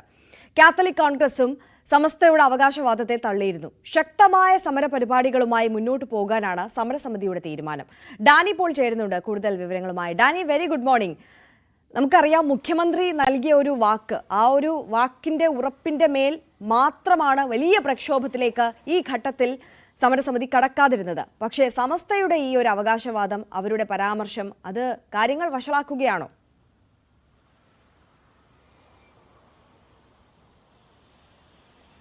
Arya, good morning. ഈ മുനമ്പം ഭൂമി വിഷയത്തിൽ നേരത്തെ ആര്യ സൂചിപ്പിച്ചതുപോലെ ഇതിൽ മുഖ്യമന്ത്രിയുമായി നടത്തിയ ചർച്ചയിൽ ഇതിൽ കൃത്യമായ രീതിയിലുള്ളൊരു പരിഹാരമുണ്ടാകും, ഇടപെടലുണ്ടാകും എന്ന് അദ്ദേഹം ഉറപ്പ് നൽകിയ ഒരു പശ്ചാത്തലമുണ്ട്. അതിനനുസരിച്ച് ആ ചർച്ചയ്ക്ക് നിശ്ചയിച്ചിരുന്ന ദിവസങ്ങളിലേക്ക് അടുത്തുകൊണ്ടിരിക്കുകയാണ്. അതിനിടയിലാണ് അപ്പോൾ ഇതിൽ വഖഫ് ഭൂമി എന്ന അവകാശം, അത് മുനമ്പത്തേത് വഖഫ് ഭൂമി തന്നെയാണ് എന്നൊരു അവകാശവാദവുമായിട്ട് സമസ്തയടക്കം മുന്നോട്ട് വരികയും ചെയ്യുന്നത്. ഇത് ഈ മുനമ്പത്തെ സമരവേദിയിലടക്കം വലിയ രീതിയിലുള്ളൊരു പ്രതിഷേധങ്ങളിലേക്കും കാര്യങ്ങളിലേക്കും എല്ലാം തന്നെ നീങ്ങുന്നുണ്ട്. ഇതിനെ മുസ്ലിം ലീഗ് തള്ളി പറയുന്നുണ്ട്, അത്തരം കാര്യങ്ങൾ പറയുന്നുണ്ട്. ഇത് സമസ്തയുടെ ഒരു നിലപാടായി കാണാൻ കഴിയില്ല എന്നതടക്കം അതിനകത്ത് നിന്ന് തന്നെ ഇത്തരം അഭിപ്രായങ്ങളെല്ലാം തന്നെ ഉയരുന്നുണ്ട്. ഇത് മുസ്ലിം സമുദായത്തിൻ്റെയോ ലീഗിൻ്റെയോ ഒരു പൊതു നിലപാടല്ല എന്നതെല്ലാം തന്നെ പറയുന്നുണ്ടെങ്കിൽ കൂടിയും ഈ രീതിയിൽ ഒരു അഭിപ്രായം ഉയർന്നു വരുന്നത് അത്ര കണ്ട് നിസാരമായി കാണാൻ കഴിയില്ല എന്ന് തന്നെയാണ് സമരസമിതി പറയുന്നത്. അതിൻ്റെ ഒരു സാഹചര്യം എന്ന് പറയുന്നത് മുഖ്യമന്ത്രിയുമായി നടക്കുന്ന ഒരു ചർച്ചകൾ അടക്കമുള്ള കാര്യങ്ങളിലേക്ക്, ആ ദിവസങ്ങളിലേക്ക് അടുത്തു വരികയാണ്. അതിനിടയിലാണ് ഈ രീതിയിലുള്ളൊരു അവകാശവാദങ്ങളും പ്രസ്താവനകളുമെല്ലാം മുന്നോട്ട് വരികയും അതെല്ലാം ഉയർന്നു വരികയും എല്ലാം തന്നെ ചെയ്യുന്നത്. അപ്പോൾ അത് കരുതലോടെ തന്നെ കാണണം, അതിനെ ജാഗ്രതയോടെ തന്നെ കാണണം എന്നാണ് സമരസമിതി അടക്കം പറയുന്നത്. ഇതിനെ വിമർശിച്ചുകൊണ്ട് കാത്തലിക് കോൺഗ്രസ് അടക്കം മുന്നോട്ട് വന്നിട്ടുണ്ട്. ഇത് മുസ്ലിം സമുദായത്തിൻ്റെ ഒരു പൊതു നിലപാടല്ല എന്ന് അവർ വ്യക്തമാക്കുകയും ചെയ്യുന്നു. എന്നാൽ ഇതുമായി ബന്ധപ്പെട്ടുണ്ട ഈ കാര്യങ്ങളിൽ കൃത്യമായൊരു നിലപാട് പറയേണ്ടതുണ്ട് എന്നവർ വ്യക്തമാക്കുകയും ചെയ്യുന്നു. കാരണം ഇത് വളരെ ഗുരുതരമായ ഒരു വിഷയമാണ്, ജനങ്ങളെ ബാധിക്കുന്ന ഒരു വിഷയമാണ്. ഈ വിഷയത്തിൽ പലരും പല കോണുകളിൽ നിന്ന് ഈ അഭിപ്രായം പറയുന്നത് ഈ സമരത്തിലെ ആളുകളിൽ ഒരു ആശയക്കുഴപ്പം സൃഷ്ടിക്കുക, അതിൽ കൂടുതൽ സങ്കീർണമാക്കുക എന്ന തരത്തിലേക്കെല്ലാം തന്നെ കാര്യങ്ങൾ നീങ്ങും. അപ്പോൾ വരാനിരിക്കുന്ന ചർച്ചകൾക്കടക്കം അത് ഭീഷണി ഉയർത്തുകയും ചെയ്യും എന്ന് ഇവർ വിലയിരുത്തുകയും ചെയ്യുന്നു. അതുകൊണ്ട് ഇതിനെ കരുതലോട് കാണുക എന്ന് തന്നെയാണ്. ഒപ്പം തന്നെ സമരം ശക്തമാക്കിക്കൊണ്ട് തന്നെ മുന്നോട്ട് പോകുക എന്ന് തന്നെയാണ് അവർ പറയുന്നത്. അത് സമരവേദിയിൽ തങ്ങളെ പിന്തുണയ്ക്കാൻ ആരെല്ലാം എത്തുന്നു എന്നതിൻ്റെ കണക്കെടുക്കേണ്ടതില്ല. പക്ഷേ അതിന് പകരം ശക്തമായ രീതിയിൽ തന്നെ സമരം തുടരുക, യാതൊരു വിട്ടുവീഴ്ചയും സമരത്തിൻ്റെ കാര്യത്തിൽ വേണ്ടതില്ല. കാരണം സാധാരണക്കാരായ ആളുകളുടെ അവകാശങ്ങളാണ് ഹനിക്കപ്പെടുന്നത്. അവർക്കാണ് സ്വന്തം വീടിൻ്റെ റവന്യൂ അവകാശങ്ങൾ പോലും ഇല്ലാതാവുന്ന ഒരവസ്ഥയിലേക്ക് വരുന്നത്. അപ്പോൾ അത്തരം കാര്യങ്ങളിൽ ഒരു വിട്ടുവീഴ്ചയുമില്ലാതെ തന്നെ സമരം മുന്നോട്ട് കൊണ്ടുപോകുക എന്ന് തന്നെയാണ് അവർ ഉദ്ദേശിക്കുന്നത്. അത് വ്യക്തമാക്കുകയും ചെയ്യുന്നു. എന്തായാലും ഇനി വരാനിരിക്കുന്ന ഒരു പ്രതീക്ഷ എന്ന് പറയുന്ന മുഖ്യമന്ത്രിയുടെ നേതൃത്വത്തിൽ നടക്കുന്ന ഒരു ചർച്ചയാണ്. അക്കാര്യങ്ങളിൽ എന്ത് തീരുമാനമുണ്ടാകും, അതോടൊപ്പം തന്നെ ഇത്തരം ഈ ഒരു പ്രസ്താവനകളിലേക്ക് അതിലേക്ക് വീണു പോകാതെ കൃത്യമായി തങ്ങൾ മുന്നോട്ട് വയ്ക്കുന്ന ലക്ഷ്യങ്ങൾ, അത്തരം കാര്യങ്ങളിൽ തന്നെ ഉറച്ചു നിൽക്കുക, ആ രീതിയിൽ തന്നെ മുന്നോട്ട് പോവുക, ഇത്തരം പ്രസ്താവന കെണികളിൽ വീഴാതെ നിൽക്കുക എന്ന് തന്നെയാണ് സമരസമിതി എല്ലാവരോടും തന്നെ നൽകുന്ന ഒരു മുന്നറിയിപ്പ് എന്ന രീതിയിൽ തന്നെ പറയുന്നത്. എന്തായാലും മുനമ്പം സമരം മുന്നോട്ട് പോവുകയാണ്. വലിയ രീതിയിലുള്ള ബഹുജന പങ്കാളിത്തം അതിനുണ്ട്. നിരവധി പേർ അതിനെ അഭിവാദ്യം അർപ്പിക്കാനും ആ സമരസമിതിക്ക് പിന്തുണയുമായും ഒട്ടനവധി പേർ ഇവിടേക്ക് വരികയും ചെയ്യുന്നുണ്ട്. ഇനി മാത്രമല്ല ഡാനി, അതായത് നമുക്കറിയാം ഈ സമരസമിതിയുടെ നിലപാടുകൾക്കപ്പുറം ഇതിലൊരു രാഷ്ട്രീയം കണ്ടെത്തുന്നുണ്ട് BJP. വലിയ പിന്തുണയുമായി കേന്ദ്രമന്ത്രിമാർ അടക്കം അവിടേക്ക് എത്തുന്ന സാഹചര്യമൊക്കെ നമ്മൾ കണ്ടതാണ്. കഴിഞ്ഞ ദിവസം ശോഭാ കരന്തിലജെ അവിടെ എത്തിയപ്പോൾ പറഞ്ഞത് ഇത് ഭൂമി ജിഹാദാണ് എന്നുള്ളതാണ്. അപ്പോൾ അതിനിടയിൽ ഈ സമസ്തയുടെ പരാമർശം കൂടി വരുമ്പോൾ അത് ആളിക്കത്തിക്കുക, അതൊരു വലിയ രീതിയിൽ ചർച്ചാ വിഷയമാക്കാൻ BJPയും ശ്രമിക്കുകയില്ലേ സ്വാഭാവികമായും? അപ്പോൾ കൂടുതൽ നേതാക്കൾ അവിടേക്ക് ഇപ്പോഴും എത്തിക്കൊണ്ടിരിക്കുന്നുണ്ടോ? അവരുടെ പ്രസംഗങ്ങൾ, അവരുടെ വാക്കുകളൊക്കെ ഏത് തരത്തിലാണ് അവിടെ എത്തുന്നത്?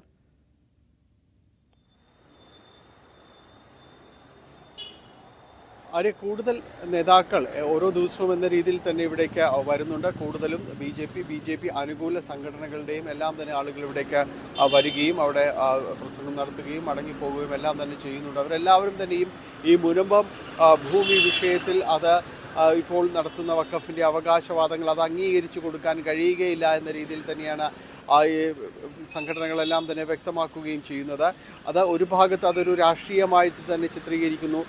അവർക്ക് രാഷ്ട്രീയ ലക്ഷ്യങ്ങളുണ്ട് എന്ന രീതിയിൽ തന്നെ വിലയിരുത്തലുകളും കാര്യങ്ങളും എല്ലാം തന്നെയുണ്ട്.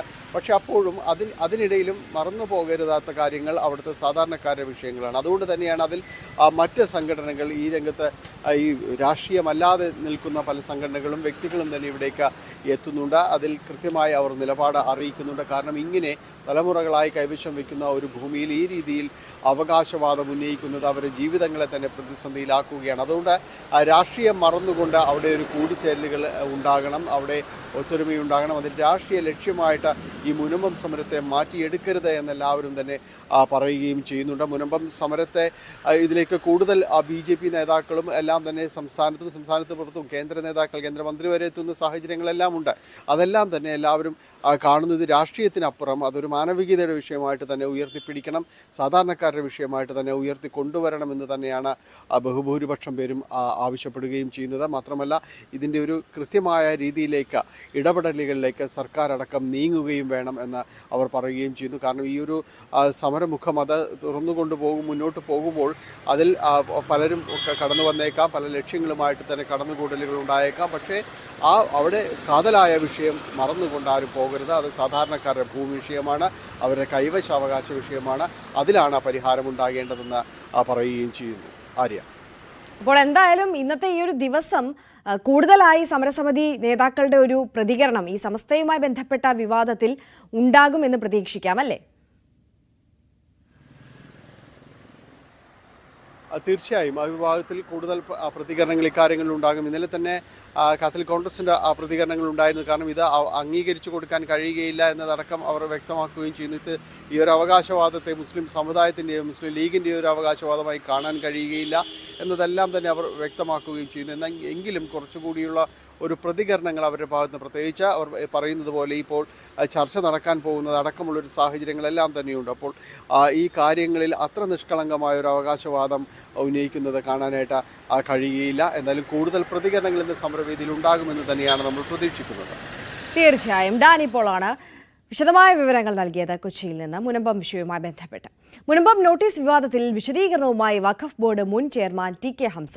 മുനമ്പത്തെ കുടുംബങ്ങൾക്ക് നോട്ടീസ് അയക്കാൻ ചീഫ് എക്സിക്യൂട്ടീവ് ഓഫീസർക്ക് ഏകപക്ഷീയമായ അധികാരം നൽകിയത് റഷീദ് അലി ശിഹാബ് തങ്ങളുടെ കാലത്താണ്. മുനമ്പം ഭൂമി വിഷയം കൈകാര്യം ചെയ്യുന്നതിന് വഖഫ് ബോർഡുകൾക്ക് ലഭിക്കേണ്ട അധികാരം പോലും ചീഫ് എക്സിക്യൂട്ടീവ് ഓഫീസറെ ഏൽപ്പിച്ചതിന് പിന്നിലുള്ള താൽപര്യം പരിശോധിക്കണം. വഖഫ് ചെയർമാനും ബോർഡിനും ഇടപെടാൻ അധികാരമില്ലായിരുന്നു.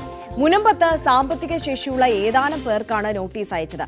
പണക്കാർക്ക് മാത്രം നോട്ടീസ് അയച്ചതിന് പിന്നിലുള്ള താൽപര്യം പരിശോധിക്കണം. തന്റെ പേര് വിവാദത്തിലേക്ക് വെറുതെ വലിച്ചിഴച്ചതാണെന്നും TK ഹംസ മഞ്ചേരിയിൽ പറഞ്ഞു. 2019 മെയ് മാസത്തിലാണല്ലോ ഈ തീരുമാനം. അത് കഴിഞ്ഞ് 6 മാസം കഴിയുമ്പോൾ ആ ബോർഡിന്റെ കാലാവധി കഴിഞ്ഞു. TK ഹംസ എന്ന് പറഞ്ഞ ഒരാൾ ചെയർമാനായിക്കൊണ്ട് പുതിയ ബോർഡ് വന്നു. ആ ഹംസ ഞാനാണ്. 2020 ജനുവരി 10-ാം തീയതിയാണ് ഞാൻ ചാർജ് എടുക്കുന്നത്. ഞാൻ ചാർജ് എടുക്കുന്നതിന്റെ ഇടയിൽ ആണ് പിന്നെ ബാക്കി കാര്യങ്ങളൊക്കെ. ആ കാര്യങ്ങൾ ഇതിന്റെ കാര്യങ്ങൾ അങ്ങനെ നടക്കുന്നുണ്ട്. എന്റെ കാലത്ത് നടക്കുമല്ലോ. ആ നടക്കുന്നതാണ് ബഹുമാനപ്പെട്ട തങ്ങൾ പറഞ്ഞത്. TK ഹംസന്റെ കാലത്താണ് നോട്ടീസ് അയച്ചത്. ഞാൻ അറിയേണ്ട കാര്യമില്ല, ഞാൻ അറിഞ്ഞിട്ടുമില്ല. അത് തങ്ങൾ പറഞ്ഞത് കൊണ്ടാണ് ഞാനിപ്പോൾ ഇത് പറയേണ്ടി വന്നത്. അപ്പോൾ തങ്ങൾ പറഞ്ഞത് എൻ്റെ കാലത്ത് എന്നുള്ള ശരി, ഞാൻ ചെയർമാനായ സമയത്തായതുകൊണ്ട് ഇത് പ്രകാരം നടപടി ഇങ്ങനെ എടുത്ത് നോട്ടീസ് അയച്ചതും ഇയാളെ ദുഃഖത്തോടു കൂടി ഞാൻ പറയാം. 300 ചില്ലാൻ ആളുകൾ അവിടെ കൈവശമുണ്ട്. അതിലൊരു 5-8 പ്രമാണിമാർക്കും കച്ചവടക്കാർക്കും വിക്രസേർക്കുമാണ് നോട്ടീസ് അയച്ചത്. സാമ്പത്തിക ശക്തിയുള്ളവർക്കും ബിസിനസ്സുകാർക്കും നോട്ടീസ് അയച്ചാൽ അതിൻ്റെ ഗുണം എന്താണെന്നുള്ളത് ഇപ്പോൾ ഞാൻ പറയണ്ടല്ലോ. സാധുക്കൾക്ക് നോട്ടീസ് അയച്ചാൽ സമരം വരും, മറ്റവർക്ക് നോട്ടീസ് അയച്ചാൽ രാത്രി ഒറ്റക്ക് പോയി കാണും. ആ കാണൽ ഇതിൻ്റെ അകത്ത് ഉണ്ടായിട്ടുണ്ടോ എന്ന് എനിക്കറിയില്ല. ആ നോട്ടീസിൽ അങ്ങനെയാണ്, എൻ്റെ സ്വഭാവം അങ്ങനെയാണ് കണ്ടപ്പോൾ. അപ്പോൾ ഇത് പിന്നെ ആ എക്സിക്യൂട്ടീവ് ഓഫീസറും ഞാൻ അധികാരത്തിൽ വരുമ്പോൾ തന്നെ ആ എക്സിക്യൂട്ടീവ് ഓഫീസറും നമ്മളും തമ്മിൽ പല തർക്കങ്ങളും ഉണ്ടായിരുന്നു. ഒന്ന്, ആ എക്സിക്യൂട്ടീവ് ഓഫീസറുടെ നിയമനം ശരിയല്ല എന്ന് വക്കീലും കൂടിയായി ഞാൻ കണ്ടുപിടിച്ചു. അപ്പോൾ കഴിഞ്ഞ ദിവസമാണ് TK ഹംസ ചെയർമാനായിരുന്ന കാലത്താണ് നോട്ടീസ് അയച്ചതെന്ന് റഷീദ് അലി തങ്ങൾ പറഞ്ഞത്. അപ്പോൾ അതിനൊരു പ്രതികരണമായിട്ടാണ് ഇപ്പോൾ TK ഹംസ രംഗത്തെത്തിയിട്ടുള്ളത്. അപ്പോൾ റഷീദ് അലി തങ്ങളുടെ പ്രതികരണം കേൾക്കാം. 2008 കാലഘട്ടത്തിലാണ് ഈ നിസാർ കമ്മീഷനെ ഗവൺമെന്റ് അച്യുതാനന്ദ സർക്കാർ നിയമിക്കുന്നത്. അച്യുതാനന്ദ സർക്കാർ നിയമിച്ച് നിസാർ കമ്മീഷന്റെ നിർദ്ദേശപ്രകാരം 9 അതിൻ്റെ കമ്മീഷൻ റിപ്പോർട്ട് വന്നു. അത് ഗവൺമെന്റിന് സബ്മിറ്റ് ചെയ്തു. അങ്ങനെ 10 ഗവൺമെന്റിന്റെ തീരുമാനം വന്നു, തിരിച്ചു പിടിക്കാനുള്ള ആ സ്വത്ത് തിരിച്ചു പിടിക്കണമെന്നുള്ള ഓർഡർ വന്നു. പക്ഷെ അന്ന് തിരിച്ചു പിടിച്ചില്ല. അതിനെതിരായിട്ട് അവർ അവിടെ താമസിക്കുന്ന ആളുകൾ ഹൈക്കോടതിയിൽ പരാതി പോയി. അങ്ങനെ ഹൈക്കോടതി 2016 സംശയം 16 കാലഘട്ടത്തിലാണ് ഹൈക്കോടതിയുടെ ഡയറക്ഷൻ വന്നത് ബോർഡിലേക്ക് എങ്ങനെ തിരിച്ചു പിടിക്കണമെന്നുണ്ട്. ബോർഡ് ആ തീരുമാനം തിരിച്ചു പിടിക്കാനുള്ള തീരുമാനത്തിൽ നോട്ടീസ് ഒന്നും ഇഷ്യൂ ചെയ്യാതെ അവിടെ വെച്ച് പെൻഡിങ് വെച്ചു. അങ്ങനെ ബെഞ്ച് വെച്ച് അവസാനം കോർട്ട് കണ്ടംപ്റ്റ് വന്നപ്പോൾ പിന്നെ ഞങ്ങൾക്കത് എന്തെങ്കിലും ഒന്ന് ആക്കണം. അതിന് പരിഗണിച്ചു എന്ന വലിയ ബോർഡിൽ പരിഗണിച്ചു വെക്കുകയും ചെയ്തു. പക്ഷേ നോട്ടീസ് ഒരു പാർട്ടിക്കും അവിടുന്ന് വെക്കേറ്റ് ചെയ്യണമെന്നുള്ള നോട്ടീസോ തിരിച്ചു പിടിക്കാനുള്ള നോട്ടീസോ ഇഷ്യൂ ചെയ്തിട്ടില്ല. അത് ചെയ്തത് പിന്നെ അതിന് എൻ്റെ ശേഷം വന്ന വക്കം ബോർഡായിരുന്നു. അത് അംസാക്കായിരുന്നു ചെയർമാൻ. അംസാക്കാണ് അത് ഇഷ്യൂ ചെയ്തിട്ടുള്ളത്, ഞാനല്ല. സർക്കാർ വിചാരിച്ചാൽ അത് പരിഗണിക്കാവുന്നതേ ഉള്ളൂ. സർക്കാർ വിചാരിച്ച മാനുഷിക പരിഗണന നൽകിയിട്ട് അവരെ ഇറക്കി വിടാതെ അവരെ പരിഗണിക്കാൻ പറ്റും. സർക്കാരിന് വിചാരിക്കാം, സർക്കാരിന് ചെയ്യാൻ കഴിയും. അപ്പോൾ റഷീദ് അലി തങ്ങളുടെ ഈ വാക്കുകൾക്ക്, ഈ പ്രസ്താവനയ്ക്കുള്ള മറുപടിയാണ് TK ഹംസ ഇപ്പോൾ നൽകിയിട്ടുള്ളത്. കൂടുതൽ വാർത്തകൾ നോക്കാം ഇടവേളയ്ക്ക് ശേഷം.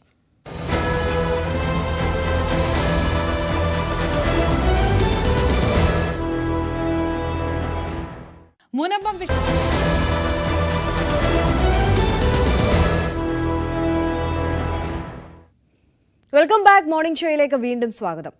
EP ജയരാജന്റെ ആത്മകഥാ വിവാദത്തിൽ വ്യക്തത വരുത്താതെ DC ബുക്സ്. നിലപാട് സമൂഹ മാധ്യമത്തിലൂടെ പറഞ്ഞിട്ടുണ്ടെന്നാണ് DC ബുക്സ് വ്യക്തമാക്കുന്നത്. ആത്മകഥാ വിവാദത്തിൽ മുഖ്യമന്ത്രി DCയെ വിമർശിച്ച സാഹചര്യത്തിൽ DC ബുക്സിന്റെ കൂടുതൽ പ്രതികരണം ഉണ്ടാകുമോ എന്നത് നിർണായകമാണ് ഈ ഘട്ടത്തിൽ. NDAയും ഇന്ത്യ മുന്നണിയും ഏറ്റുമുട്ടുന്ന മഹാരാഷ്ട്ര ജാർഖണ്ഡ് നിയമസഭാ തെരഞ്ഞെടുപ്പ് വിശേഷങ്ങളിലേക്കാണ് ഇനി.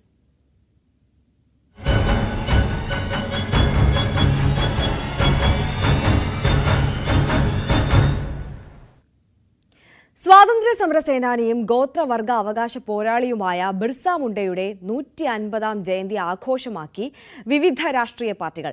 ജാർഖണ്ഡിൽ ബിർസ മുണ്ട വോട്ടിനെ നിയന്ത്രിക്കുന്ന ഘടകം കൂടിയായതിനാൽ അവകാശവാദം ഉന്നയിച്ചും ആശംസകൾ അറിയിച്ചും സജീവമായി തന്നെ നേതാക്കളെല്ലാം രംഗത്തുണ്ട്.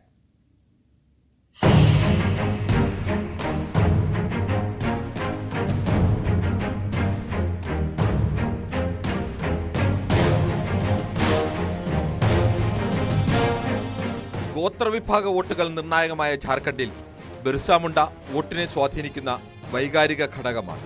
ബിർസ മുണ്ടയുടെ പിൻഗാമിത്വം ആർക്കാണ്? ആരാണ് ബിർസ മുണ്ടയുടെ ആശയങ്ങൾ പിന്തുടരുന്നത്? തുടങ്ങി BJPയും JMMും തമ്മിൽ തർക്കങ്ങളും അവകാശവാദങ്ങളും നിരവധിയാണ്. ഇക്കുറി രാഷ്ട്രപതിയും പ്രധാനമന്ത്രിയും അടക്കമുള്ളവർ ജയന്തി ആഘോഷത്തിൽ സജീവമായി തന്നെ പങ്കെടുത്തു.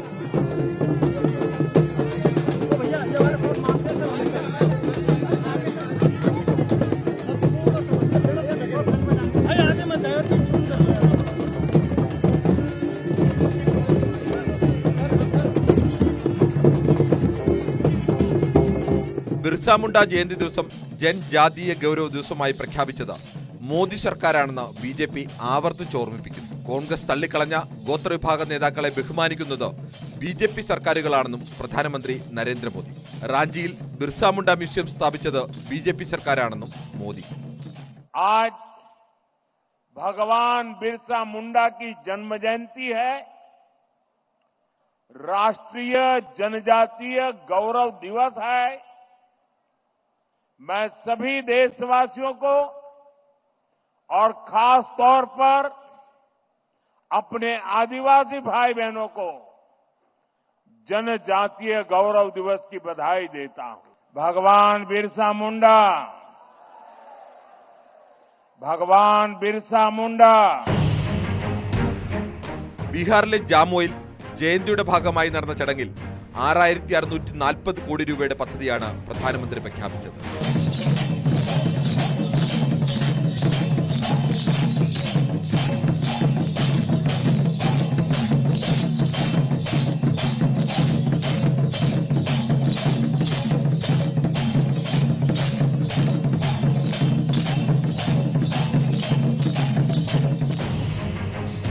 ബിർസ മുണ്ട അനുസ്മരണ നാണയവും സ്റ്റാമ്പും പ്രധാനമന്ത്രി പുറത്തിറക്കി. जैसा कि स्क्रीन पर आप देख रहे हैं, इसके एक तरफ मध्य में अशोक स्तंभ का सिंह स्तंभ शीर्ष है, जिसके नीचे सत्यमेव जयते लिखा हुआ है, और दूसरी तरफ भगवान बिरसा मुंडा का चित्र अंकित है। तो एक बार आपकी करतल ध्वनि के साथ आइए इस स्मारक सिक्के के विमोचन को अपनी शुभकामनाएं आप जरूर दें।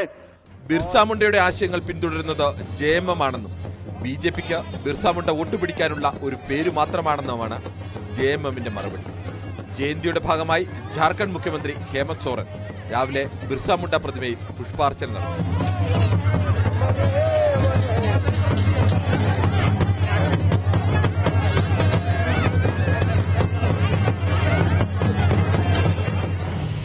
ധീരന്മാരുടെ നാടാണ് ജാർഖണ്ഡ് എന്നും എല്ലാവർക്കും ജയന്തി ആശംസകൾ അറിയിക്കുന്നതായും Hemant Soren.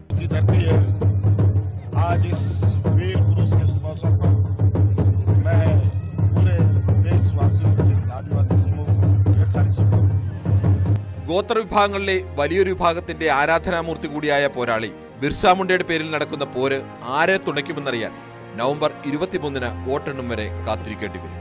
Political desk, news 18.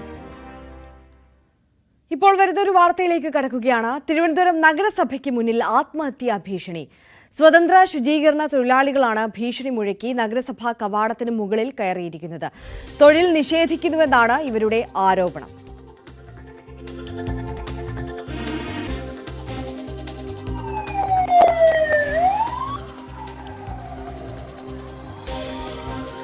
Vinod വിവരങ്ങളുമായി ചേരുകയാണ്. വിനോദ്, ഈ ശുചീകരണ തൊഴിലാളികൾ തന്നെ നേരത്തെയും സമാനമായ രീതിയിൽ ആത്മഹത്യാ ഭീഷണിയൊക്കെ മുഴക്കിയിരുന്ന ഒരു സാഹചര്യമില്ലേ? അതേ വിഷയം തന്നെയാണോ ഇവിടെയും അവർ ഉയർത്തി കാണിക്കുന്നത്? എന്താണ് നിലവിലത്തെ സാഹചര്യം? സ്വതന്ത്ര ശുചീകരണ തൊഴിലാളികളാണ്, നഗരസഭയിൽ ജോലി ചെയ്തിരുന്ന ആളുകളാണ്. ഇവർക്ക് ഇടയ്ക്ക് തൊഴിൽ നിഷേധിച്ചു. ജോയി റെയിൽവേ സ്റ്റേഷനിൽ ശുചീകരണത്തിനിടെ ജോയി എന്ന തൊഴിലാളി മരിച്ചതിന് പിന്നാലെയാണ് ഈ പേറോളിൽ ഇല്ലാത്ത, അതായത് നഗരസഭയുടെ സ്ഥിരം തൊഴിലാളികൾ അല്ലാത്തവരെ ഒഴിവാക്കിക്കൊണ്ടുള്ള നടപടി വന്നത്.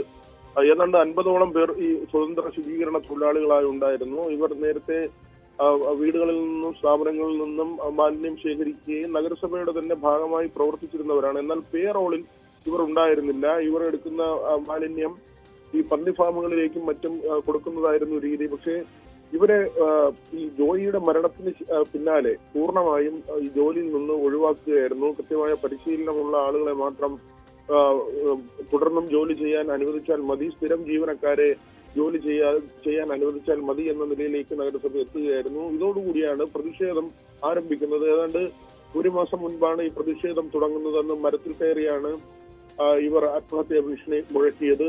പിന്നീട് മന്ത്രി വി ശിവൻകുട്ടി ഉൾപ്പെടെയുള്ളവർ ഇടപെടുകയും ഇവർക്ക് തൊഴിൽ തിരികെ നൽകാനുള്ള ചില ചർച്ചകൾ ഉണ്ടാവുകയും ചെയ്തു. എന്നാൽ കാര്യങ്ങൾ ആ വഴിക്ക് പോയില്ല.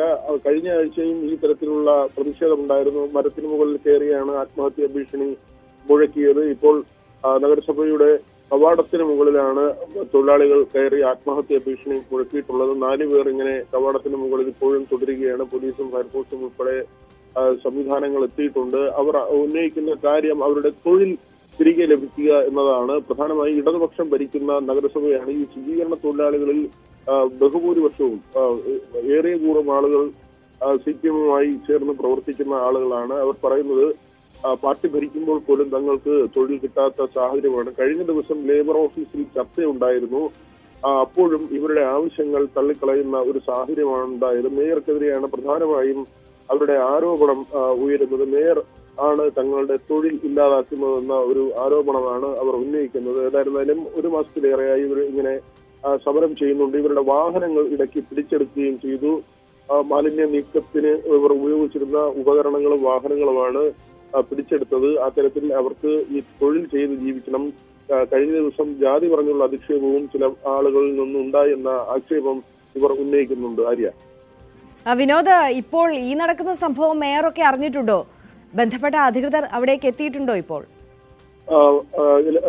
ഈ നഗരസഭയുടെ ഭരണസാരഥ്യത്തിലുള്ള ആളുകൾക്ക് അറിയാവുന്ന കാര്യമാണ്. ഇപ്പോഴും ഈ സമരം അവരുടെ ശ്രദ്ധയിൽപ്പെട്ടിട്ടുണ്ട്.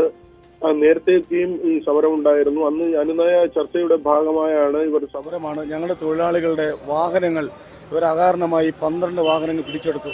അപ്പോൾ ഇവർ പറഞ്ഞ് ഞങ്ങളുടെ തൊഴിലാളികൾ ഈ മാലിന്യം കൊണ്ട് ആമഴിഞ്ഞാൻ തോട്ടിൽ തള്ളുന്നു എന്നുള്ള തരത്തിലാണ് ഇവർ വാഹനം പിടിച്ചത്. പക്ഷേ വാഹനങ്ങൾ പിടിച്ചതെല്ലാം Veroorkada, Kowdiar, Ambalamukku, Ulloor medical college, PTP Nagar, Thirumala ഭാഗങ്ങളിൽ വെച്ചാണ് വാഹനങ്ങൾ പിടിച്ചത്. ആ ഭാഗത്തൊന്നും ഈ ആമഴിഞ്ഞോട്ട് പോകുന്നില്ല. മനസ്സിലായോ? അതിനെതിരെ ഞങ്ങൾ നിരന്തരം പരാതി നൽകി നേതാക്കൾക്കും പാർട്ടി നേതാക്കൾക്കും ഇവിടുത്തെ അധികാരികൾ നൽകി. ഇതുവരയ്ക്കും ഒരു തീരുമാനം ഉണ്ടാകാത്തത് കൊണ്ടാണ് ഞങ്ങൾ ഒക്ടോബർ 3 മുതൽ അനിശ്ചിതകാല റിലേ സത്യാഗ്രഹം ആരംഭിച്ചത്. ഇന്നിപ്പോൾ 45-ാം ദിവസമാണ്. ആദ്യത്തെ ഈ സമരത്തിൻ്റെ 17-ാം ദിവസം ഞങ്ങളുടെ തൊഴിലാളികൾ മരത്തിൽ കയറി ആത്മഹത്യാ ഭീഷണി മുഴക്കിയപ്പോൾ ബഹുമാനപ്പെട്ട തൊഴിൽ വകുപ്പ് മന്ത്രി V. ശിവൻകുട്ടി സഖാവും ഞങ്ങളുടെ പാർട്ടിയുടെ ജില്ലാ സെക്രട്ടറി V. ജോയ് MLA-യും ഇവിടുത്തെ മേയറും ഹെൽത്ത് ചെയർപേഴ്സൺ ഗായത്രി ബാബുവും ഞങ്ങളുടെ യൂണിയൻ തൊഴിലാളികളുമായി ഒരു ചർച്ച നടത്തി മന്ത്രി വസതിയിൽ വെച്ചു. പക്ഷേ അന്ന് പറഞ്ഞ വാക്കുകളൊന്നും ഈ അധികാരികൾ പാലിച്ചില്ല. മന്ത്രിയുടെ വാക്ക് വരെ ധിക്കരിച്ചുള്ള പ്രവർത്തനമാണ്.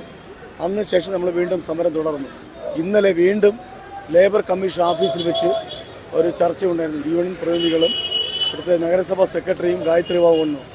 അവിടെ ലേബർ കമ്മീഷൻ ഞങ്ങളുടെ കാര്യങ്ങൾ ചോദിച്ച ശേഷം അവരുടെ ഭാഗം ചോദിച്ചപ്പോൾ ഈ ചർച്ചയെ അലസിപ്പിക്കാൻ വേണ്ടിയും ഒരു ആത്മാർത്ഥമില്ലാതെയും ഈ സമരം ഒത്തുതീർക്കല് എന്നുള്ള ഒരു മുൻവിധിയോട് കൂടിയാണ് ഈ അധികാരികൾ അവിടെ എത്തിയത്.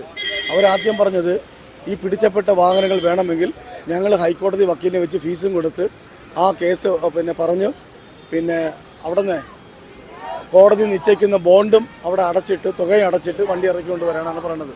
എന്നിട്ട് കേസിനും വിളിക്കുന്ന സമയത്ത് കേസും പറയണം.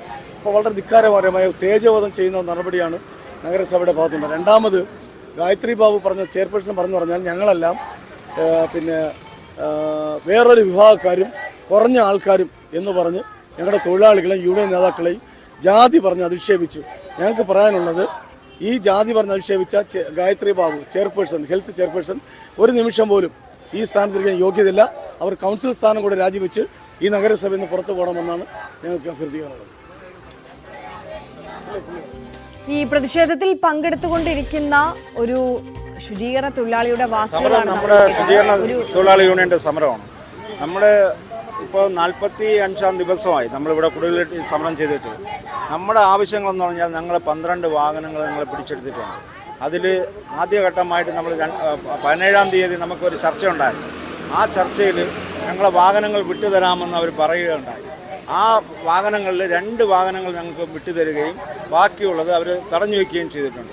അപ്പോൾ നമ്മൾ രണ്ടാമത് പോയി അവിടെ ചെയർപേഴ്സണിൻ്റെയും സെക്രട്ടറിയും പോയി കണ്ടപ്പോൾ അവർ പറഞ്ഞത് ഇനി പൊളിറ്റിക്കൽ പ്രഷർ ഉണ്ടാവുമെന്നാണ് അവർ പറഞ്ഞത്. എന്ത് പൊളിറ്റിക്കൽ പ്രഷർ ഉണ്ടായാലും നമുക്ക് വിഷയമല്ല, നമ്മുടെ വാഹനങ്ങൾ വിട്ടുതരണം. 2 നമ്മുടെ ശുചീകരണ സേനയായിട്ട് അംഗീകരിക്കണം. അത് മാത്രമല്ല നമ്മുടെ മറ്റ് ആവശ്യങ്ങളും നമ്മൾ ആവശ്യപ്പെട്ടിട്ടുണ്ട്. നമ്മൾ സ്വന്തമായിട്ടാണ് നമ്മൾ വേസ്റ്റുകൾ കളക്ട് ചെയ്യുന്നത്. നമ്മുടെ ഒരു മനുഷ്യർ, നമ്മൾ ഈ കോർപ്പറേഷനോ മറ്റ് സർക്കാരോ നമുക്ക് തന്ന തൊഴിലല്ല, നമ്മൾ സ്വയം കണ്ടെത്തിയ തൊഴിലാണ്. അപ്പോൾ ഈ സ്വയം കണ്ടെത്തിയ തൊഴിലിനെ അവരില്ലാതാക്കുക. കാരണം എന്ന് പറഞ്ഞാൽ കൊറോണ വന്ന സമയത്ത് പോലും ഞങ്ങളാണ് ഈ റോഡിൽ ഇറങ്ങി ഈ മാലിന്യങ്ങൾ നീക്കം ചെയ്തത്. അപ്പോൾ ഈ ഹരിതകർമ്മ സേനയോ മറ്റ് സേനകളോ ഒന്നുമില്ലായിരുന്നു. ഈ കോർപ്പറേഷൻ പോലും ഒന്നും ചെയ്തിട്ടില്ല.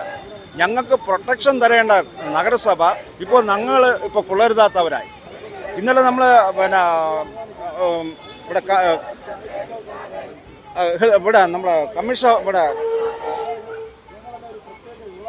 തൊഴിൽ മന്ത്രാലയത്തിൽ നമ്മൾ പോയിരുന്നു.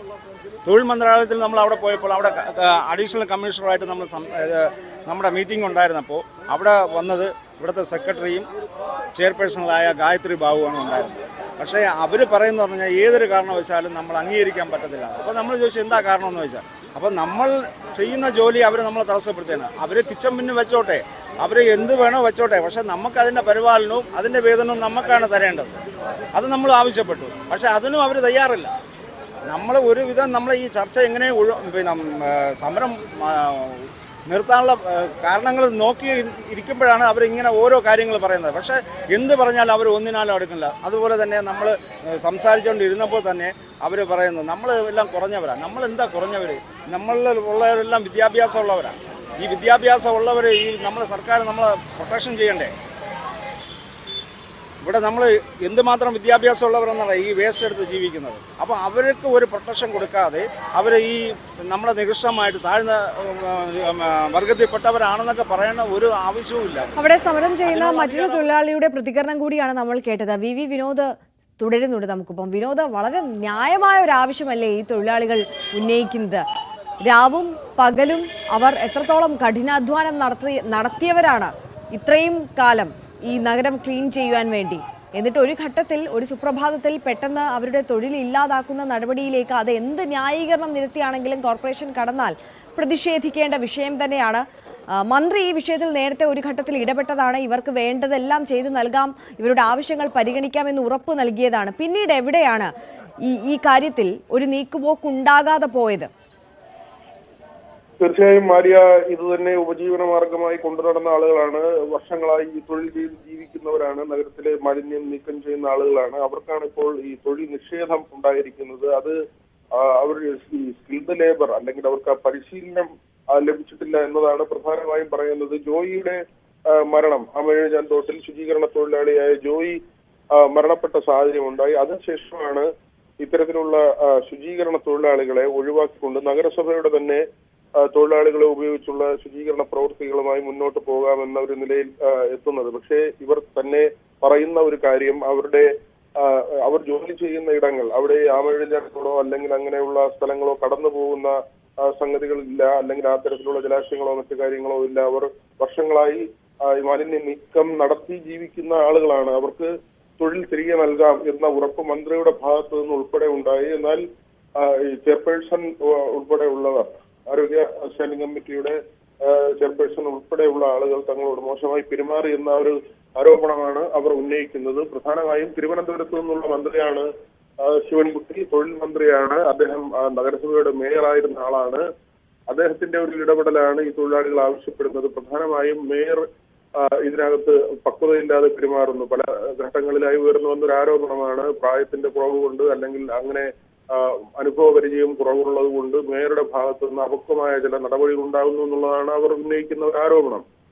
അതോടൊപ്പം തന്നെ ഈ സ്റ്റാൻഡിംഗ് കമ്മിറ്റി ചെയർപേഴ്സണും ചെറിയ പ്രായമുള്ള ആളാണ്. അവർക്ക് ഈ ജീവിത പ്രതിസന്ധികളോ പ്രയാസങ്ങളോ അറിയില്ല. ഒരു ഉപജീവന മാർഗമാണ്. അവരുടെ കുടുംബം കഴിഞ്ഞു പോകുന്നത് ഈ പണിയെടുത്താണ്. അങ്ങനെയുള്ള ഏതാണ്ട് 70ഓളം വരുന്ന ജീവനക്കാർ, 50ലധികം വരുന്ന ജീവനക്കാർ, അവരുടെ പ്രയാസം അവർ പറയുന്നു. അവരുടെ വാഹനങ്ങൾ പിടികൂടി, അതോടൊപ്പം തന്നെ തൊഴിൽ ചെയ്യാൻ സമ്മതിക്കുന്നില്ല എന്നതാണ്. ഇതിനൊരു പരിഹാരം കാണുക എന്നത് തന്നെയാണ്. കാലങ്ങളായി നഗരസഭയ്ക്ക് വേണ്ടി ജോലി ചെയ്തിരുന്ന പേറോളിൽ ഇല്ലാത്ത തൊഴിലാളികളാണ്. ആ തൊഴിലാളികൾക്ക് തൊഴിൽ നഷ്ടമുണ്ടാകാതെ അവരുടെ ഉപജീവനം അത് തുടർന്നും അവർക്ക് ജീവിതമാർഗമായി, അവർക്കൊരു വരുമാനമായി അവരുടെ തൊഴിൽ നിലനിർത്തുന്ന ഒരു സാഹചര്യമാണ് ഉണ്ടാകേണ്ടത്. ആര്യ, തീർച്ചയായും വി വിനോദാണ് വിവരങ്ങൾ നൽകിയത്.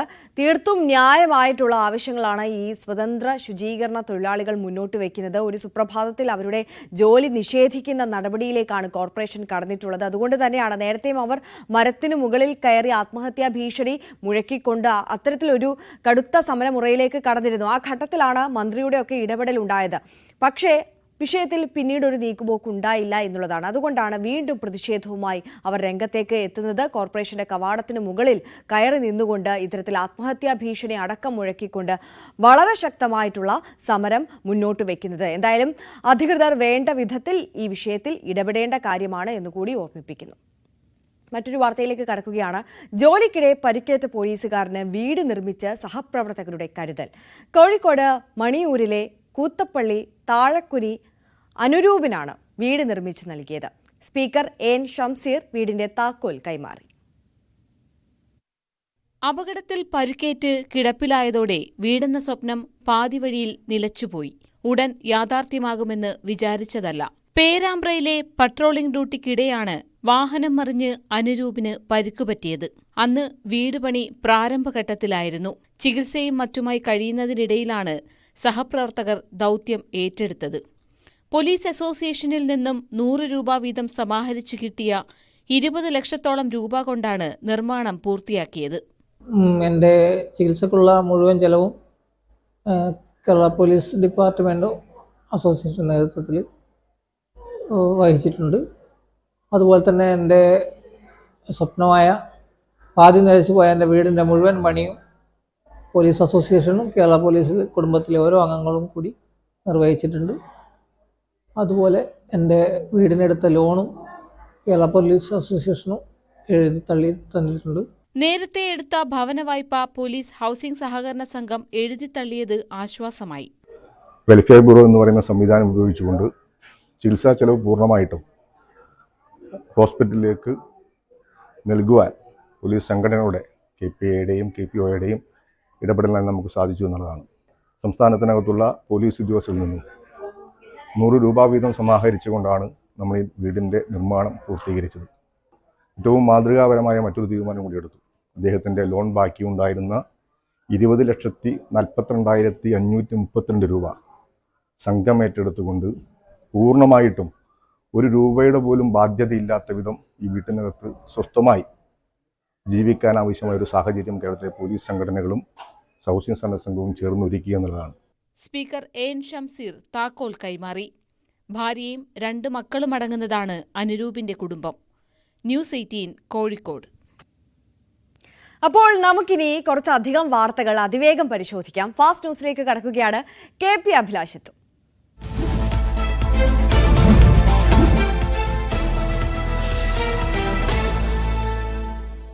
ഫാസ്റ്റ് ന്യൂസ് ആരംഭിക്കുന്നു.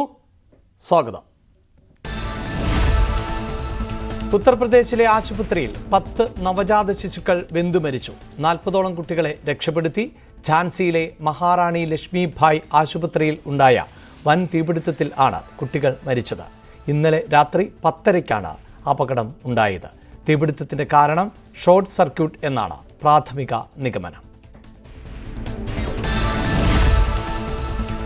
പരസ്യപ്രചാരണം മറ്റന്നാൾ അവസാനിക്കാനിരിക്കെ മുഖ്യമന്ത്രി പിണറായി വിജയൻ ഇന്ന് പാലക്കാടെത്തും. രാവിലെ മേപ്പറമ്പിലും വൈകുന്നേരം മാത്തൂരും കൊടുന്തരപ്പള്ളിയിലും പൊതുയോഗങ്ങളിൽ പങ്കെടുക്കും. ഇരട്ട വോട്ട് വിവാദവും പാലക്കാട് തുടരുകയാണ്. പ്രചാരണത്തിന്റെ അവസാന ഘട്ടം തങ്ങളുടേതാക്കി മാറ്റാനുള്ള വലിയ ശ്രമത്തിൽ ആണ് മുന്നണികൾ. EP ജയരാജന്റെ ആത്മകഥാ വിവാദത്തിൽ വ്യക്തത വരുത്താതെ DC ബുക്സ്. നിലപാട് സമൂഹമാധ്യമത്തിലൂടെ പറഞ്ഞിട്ടുണ്ട് എന്നാണ് DC ബുക്സിന്റെ പ്രതികരണം. EPയെ ന്യായീകരിച്ച് ഇന്നലെ മുഖ്യമന്ത്രി രംഗത്ത് വന്നിരുന്നു. DCയെ വിമർശിച്ചുകൊണ്ടായിരുന്നു മുഖ്യമന്ത്രി പരാമർശങ്ങൾ നടത്തിയത്. മുനമ്പം സമരം 35ാം ദിവസത്തിലേക്ക് കടന്നു. മുനമ്പം വഖഫ് ഭൂമിയാണ് എന്ന സമസ്തയുടെ അവകാശവാദം സമരം കൂടുതൽ സങ്കീർണമാക്കും എന്ന വിലയിരുത്തലിൽ ആണ് സമരസമിതിയുള്ളത്. മുസ്ലിം ലീഗ് അടക്കം ഇതിനെ തള്ളുന്നുണ്ട് എങ്കിലും മുഖ്യമന്ത്രിയുമായി നടക്കാനിരിക്കുന്ന ചർച്ചയ്ക്ക് മുമ്പ് ഇങ്ങനെയൊരു അവകാശവാദം ഉന്നയിച്ചത് നിസ്സാരമായി കാണാൻ കഴിയില്ല എന്നാണ് വിലയിരുത്തൽ. സമസ്തയുടെ അവകാശവാദത്തെ കാത്തലിക് കോൺഗ്രസും തള്ളിയിരുന്നു. ശക്തമായ സമരപരിപാടികളുമായി മുന്നോട്ടു പോകാനാണ് തീരുമാനം. മുനമ്പത്തെ കുടുംബങ്ങൾക്ക് നോട്ടീസ് അയച്ച വിഷയത്തിൽ വാദപ്രതിവാദങ്ങൾ തുടരുകയാണ്. നോട്ടീസ് അയക്കാൻ ചീഫ് എക്സിക്യൂട്ടീവ് ഓഫീസർക്ക് ഏകപക്ഷീയമായ അധികാരം നൽകിയത് പാണക്കാട് റഷീദ് അലി ശിഹാബ് തങ്ങൾ ചെയർമാനായിരുന്നപ്പോൾ ആണ് എന്ന് മുൻ ചെയർമാൻ TK ഹംസ ആരോപിച്ചു. മുനമ്പം ഭൂമി വിഷയം കൈകാര്യം ചെയ്യുന്നതിന് വഖഫ് ബോർഡുകൾക്ക് ലഭിക്കേണ്ട അധികാരം പോലും ചീഫ് എക്സിക്യൂട്ടീവ് ഓഫീസറെ ഏൽപ്പിച്ചതിന് പിന്നിൽ ഉള്ള താൽപര്യം പരിശോധിക്കണം. വഖഫ് ചെയർമാനും ബോർഡിനും ഇടപെടാൻ അധികാരമില്ലായിരുന്നു. മുനമ്പത്ത് സാമ്പത്തിക ശേഷിയുള്ള ഏതാനും പേർക്കാണ് നോട്ടീസ് അയച്ചത്. പണക്കാർക്ക് മാത്രം നോട്ടീസ് അയച്ചതിന് പിന്നിൽ ഉള്ള താൽപര്യം പരിശോധിക്കണം. തന്റെ പേര് വിവാദത്തിലേക്ക് വെറുതെ വലിച്ചിഴച്ചു എന്നും TK ഹംസ. മണ്ഡല ഉത്സവകാലത്തിന് ശബരിമലയിൽ തുടക്കമായി. വൃശ്ചിക പുലരിയിൽ അയ്യനെ കണ്ടു തൊഴാൻ 10,000 ആണ് എത്തിക്കൊണ്ടിരിക്കുന്നത്. രാവിലെ 3 മണിക്ക് പുതിയ മേൽശാന്തി അരുൺകുമാർ നമ്പൂതിരി നട തുറന്നു. ഇന്നലെ വൈകിട്ട് 4-ന് നട തുറന്ന ശേഷം 30,000-ൽ അധികം പേരാണ് ഇതുവരെ ദർശനം നടത്തിയത്.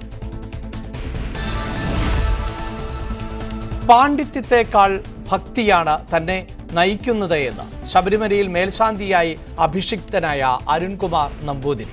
മേൽശാന്തിയായി അഭിഷേകം ചെയ്യുന്ന സമയത്ത് അയ്യപ്പനാണ് മനസ്സിൽ തെളിഞ്ഞത് എന്നും അദ്ദേഹം ന്യൂസ് 18 പറഞ്ഞു.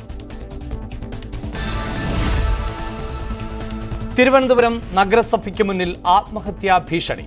സ്വതന്ത്ര ശുചീകരണ തൊഴിലാളികൾ ആണ് ഭീഷണി മുഴക്കി നഗരസഭ കവാടത്തിന് മുകളിൽ കയറിയത്. തൊഴിൽ നിഷേധിക്കുന്നുവെന്നാണ് ആരോപണം. നഴ്സിംഗ് വിദ്യാർത്ഥിനി ഹോസ്റ്റൽ കെട്ടിടത്തിൽ നിന്നും വീണു മരിച്ചു. തിരുവനന്തപുരം ഐരൂപ്പാറ രാമപുരത്തുചിറ ശിവം വീട്ടിൽ അമ്മു എ സജീവ് ആണ് മരിച്ചത്. പത്തനംതിട്ട ചുട്ടിപ്പാറ നഴ്സിംഗ് കോളേജിലെ 4ാം വർഷ വിദ്യാർത്ഥിനിയാണ്. പത്തനംതിട്ടയിലെ സ്വകാര്യ ഹോസ്റ്റൽ കെട്ടിടത്തിന് മുകളിൽ നിന്നാണ് അമ്മു വീണത്. തിരുവനന്തപുരം മെഡിക്കൽ കോളേജ് ആശുപത്രിയിൽ എത്തിച്ചു എങ്കിലും രക്ഷിക്കാനായില്ല.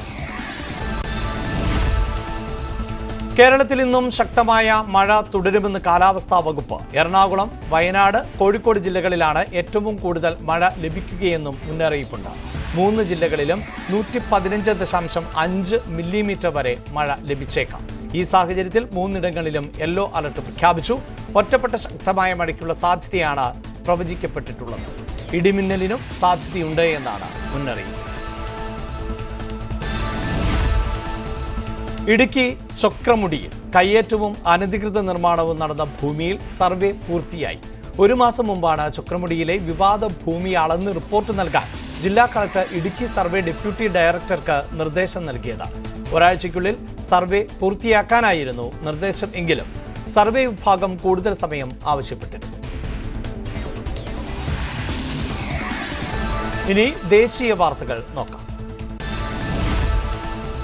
തെരഞ്ഞെടുപ്പ് പ്രചാരണത്തിന് ജാർഖണ്ഡിൽ എത്തിയ രാഹുൽ ഗാന്ധിയുടെ ഹെലികോപ്റ്ററിന് അനുമതി വൈകിയതിൽ പ്രതിഷേധം കടുപ്പിച്ച് ഇന്ത്യ മുന്നണി.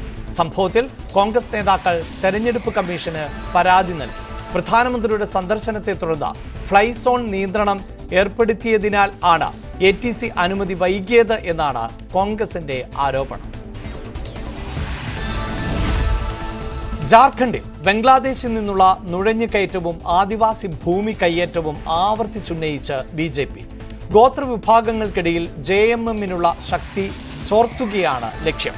അതിർത്തി സംരക്ഷണത്തിലെ കേന്ദ്ര സർക്കാർ വീഴ്ച സംസ്ഥാന സർക്കാരിനുമേൽ കെട്ടിവെക്കാനുള്ള ശ്രമം വിലപ്പോവില്ല എന്ന മറുപടിയാണ് JMM നൽകുന്നത്. ജനങ്ങളെ വിഭജിക്കാനാണ് BJP മുന്നണി ശ്രമിക്കുന്നത് എന്ന് Congress general secretary KC Venugopal. ജാർഖണ്ഡിൽ ബംഗ്ലാദേശ് കുടിയേറ്റത്തെക്കുറിച്ചുള്ള BJPയുടെ ആവർത്തിച്ചുള്ള ആരോപണങ്ങളോട് പ്രതികരിക്കുകയായിരുന്നു അദ്ദേഹം. കോൺഗ്രസ് നയിക്കുന്ന മുന്നണി ജനങ്ങളുടെ അടിസ്ഥാന പ്രശ്നങ്ങൾ ചർച്ച ചെയ്യുകയാണ് എന്നും KC വേണുഗോപാൽ പറഞ്ഞു. രാഹുൽ ഗാന്ധിക്കെതിരെ പരിഹാസവുമായി BJP നേതാവ് അമർകുമാർ ബൗരി.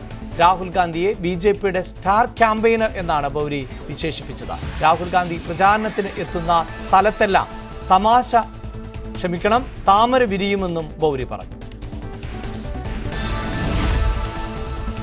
മഹായുതി ജയിച്ചാൽ ഏക്നാഥ് ഷിൻഡെയെ മുഖ്യമന്ത്രിയാക്കില്ല എന്ന പ്രചാരണവുമായി ശിവസേന നേതാവ് ഉദ്ധവ് താക്കറെ വിഭാഗം. ശിവസേന ശക്തി കേന്ദ്രങ്ങളിൽ ആണ് ഈ പ്രചാരണം ശക്തമാക്കുന്നത്. മുഖ്യമന്ത്രിയെ തെരഞ്ഞെടുപ്പിന് ശേഷം തീരുമാനിക്കും എന്നാണ് BJPയുടെ മറുപടി. ശിവസേന ഉദ്ധവ് വിഭാഗത്തിനായി മഹായുതിയുടെ വാതിൽ തുറന്നിട്ടില്ലെന്ന് ദേവേന്ദ്ര ഫട്നാവിസ്.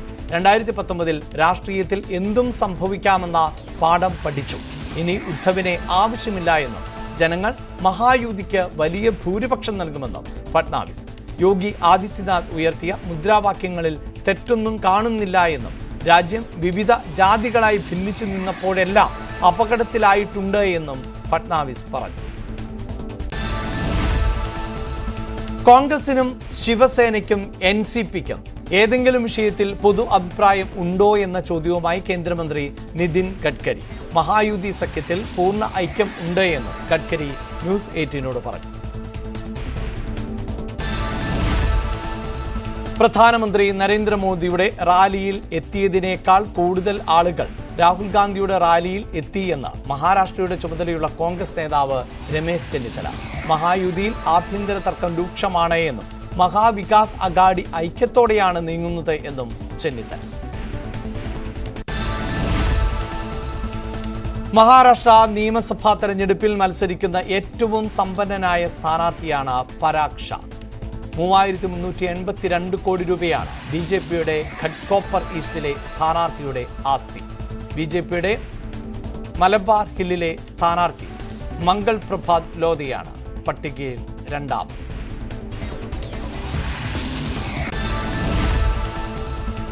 ബ്രസീലിൽ നടക്കുന്ന G20 ഉച്ചകോടിയിൽ പങ്കെടുക്കാൻ പ്രധാനമന്ത്രി നരേന്ദ്രമോദി ഇന്ന് യാത്ര തിരിക്കും. നൈജീരിയ, ഗയാന എന്നീ രാജ്യങ്ങളും മോദി സന്ദർശിക്കും. 17 വർഷത്തിന് ശേഷം ആദ്യമായാണ് ഒരു ഇന്ത്യൻ പ്രധാനമന്ത്രി നൈജീരിയയിൽ എത്തുന്നത്.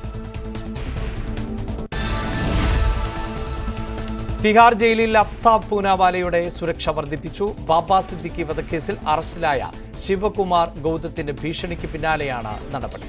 ലോറൻസ് ബിഷ്ണോയ് സംഘത്തിന്റെ പുതിയ ലക്ഷ്യം ഇയാൾ ആണ് എന്നും അഭ്യൂഹമുണ്ട്. ശ്രദ്ധാ വാക്കർ വധക്കേസിൽ ജൂലൈ 23-ന് സാകേത് ജില്ലാ കോടതി അഫ്താബിന്റെ ജാമ്യാപേക്ഷ തള്ളിയിരുന്നു. തീവ്രവാദ ഗൂഢാലോചന കേസിൽ ബംഗ്ലാദേശ് പൗരന് 5 വർഷം തടവ്. കൊൽക്കത്തയിലെ NIA പ്രത്യേക കോടതിയാണ് ശിക്ഷ വിധിച്ചത്. നിരോധിത ഭീകര സംഘടനയായ ജമാഅത്ത് ഉൾ മുജാഹിദീൻ ബംഗ്ലാദേശ് അംഗമാണ് പ്രതിയായ റബി ഉൾ ഇസ്ലാം. ഗുജറാത്തിൽ ഭൂചലനം, ആളപായം ഇല്ല. വടക്കൻ ഗുജറാത്തിലെ പഠാൻ ജില്ലയിൽ ആണ് ഭൂചലനം അനുഭവപ്പെട്ടത്. റിക്ടർ സ്കെയിലിൽ 4.2 രേഖപ്പെടുത്തി. ഇനി കായിക വാർത്തകൾ. ദക്ഷിണാഫ്രിക്കയ്ക്കെതിരായ 2020 പരമ്പര ഇന്ത്യക്ക്. ജോഹന്നാസ്ബർഗിൽ നടന്ന 4ാം മത്സരത്തിൽ 135 റൺസിന്റെ വിജയം നേടിയാണ് ഇന്ത്യ പരമ്പര സ്വന്തമാക്കിയത്. പരമ്പരയിലെ 2ാം സെഞ്ചുറി നേടിയ സഞ്ജു സാംസന്റെയും തിലക് വർമ്മയുടെയും പ്രകടനമാണ് ഇന്ത്യയെ പരമ്പര നേട്ടത്തിൽ എത്തിച്ചത്.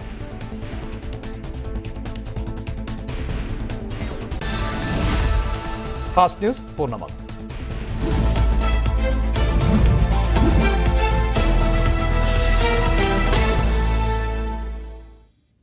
Thank you KP Abhilash. എന്തായാലും നമ്മൾ കുറച്ചധികം വാർത്തകൾ അതിവേഗം പരിശോധിച്ചു. ഒരിക്കൽ കൂടി നമ്മൾ ശബരിമല വിശേഷങ്ങളിലേക്ക് പോവുകയാണ്.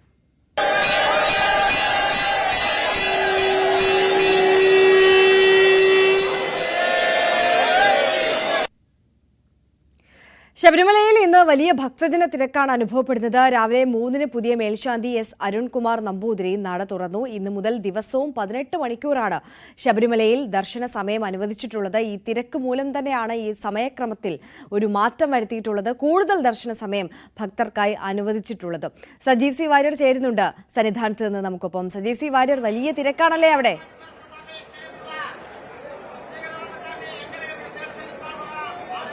വലിയ തോതിലുള്ള തിരക്കാണ്. നേരത്തെ വെർച്വൽ ക്യൂ ബുക്കിംഗിൽ തന്നെ ദേവസ്വത്തിന് ബോധ്യമായ കാര്യമാണ് ഇത്. അതുകൊണ്ട് തന്നെയാണ് ഇന്നലെ 5 മണിക്ക് നട തുറക്കേണ്ടിയിരുന്നത് പിന്നീട് പെട്ടെന്ന് 4 മണിക്ക് നട തുറത്ത 1 മണിക്കൂർ കൂടി ദീർഘിപ്പിച്ചത്. അതിനാൽ ഇന്നലെ 30,000-ൽ പരം പേർ ഇന്നലെ നട തുറന്ന ശേഷം തൊഴുകയുണ്ടായി. അതിനുശേഷം ഇന്ന് രാവിലെ 3 മണിക്ക് നട തുറന്നതിന് ശേഷം ഇപ്പോൾ 25,000-ഓളം പേരാണ് പമ്പയിൽ നിന്ന് സന്നിധാനത്തേക്ക് പുറപ്പെട്ടത്. അതിൽ ഒട്ടനവധി പേർ ഇപ്പോൾ ദർശനം നടത്തി പുറത്തെത്തിയിരിക്കുന്നു. ഇപ്പോഴും നമുക്ക് ക്യൂവിൽ കാണാം. വലിയ തോതിലുള്ള തിരക്ക് നമുക്ക് ക്യൂവിൽ ദർശിക്കാൻ കഴിയും. ഏതായാലും വൃശ്ചികപ്പുലരിയിൽ അയ്യനെ കണ്ട് തൊഴാനായി ഒട്ടേറെ പേരാണ് ശബരിമലയിൽ എത്തിക്കൊണ്ടിരിക്കുന്നത്. ഇന്നും നാളെയുമായി തിരക്ക് കൂടും എന്നാണ് പ്രതീക്ഷിക്കുന്നത്. പ്രത്യേകിച്ചും അവധി ദിവസങ്ങൾ കൂടിയാകുമ്പോൾ കൂടുതൽ തിരക്ക് ഉണ്ടാകാനുള്ള സാധ്യതയുണ്ട്. അതുകൂടി പരിഗണിച്ചാണ് 18 മണിക്കൂർ ദർശന സമയമാക്കി ഉയർത്തിയത്.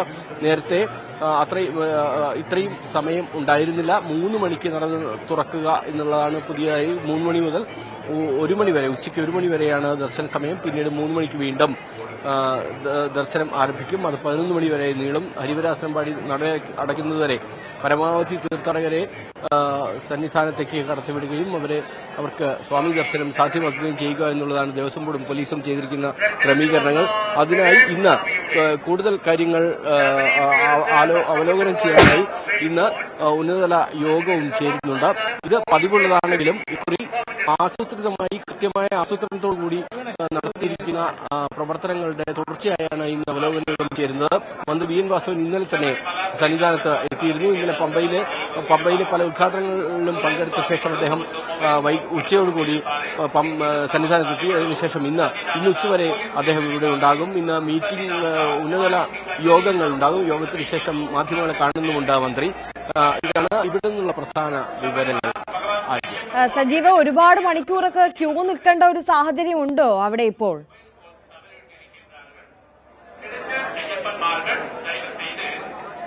ഇന്നലെ നമ്മൾ ADGP ശ്രീജിത്തുമായി സംസാരിച്ചപ്പോൾ അദ്ദേഹം പറഞ്ഞത് വെർച്വൽ ബുക്കിംഗ് അനുസരിച്ചുള്ള സമയക്രമം പാലിച്ചു തന്നെയാണ് വരുന്നത്. എങ്കിൽ പോലും ഒരു ചെറിയ വ്യത്യാസം ആ ദർശന സമയത്തിലുണ്ടാകും. അപ്പോൾ വെർച്വൽ ബുക്കിംഗ് നടത്തുന്ന തീർത്ഥാടകർക്ക് കൃത്യമായി സമയം രേഖപ്പെടുത്തിയിട്ടുണ്ടാവും.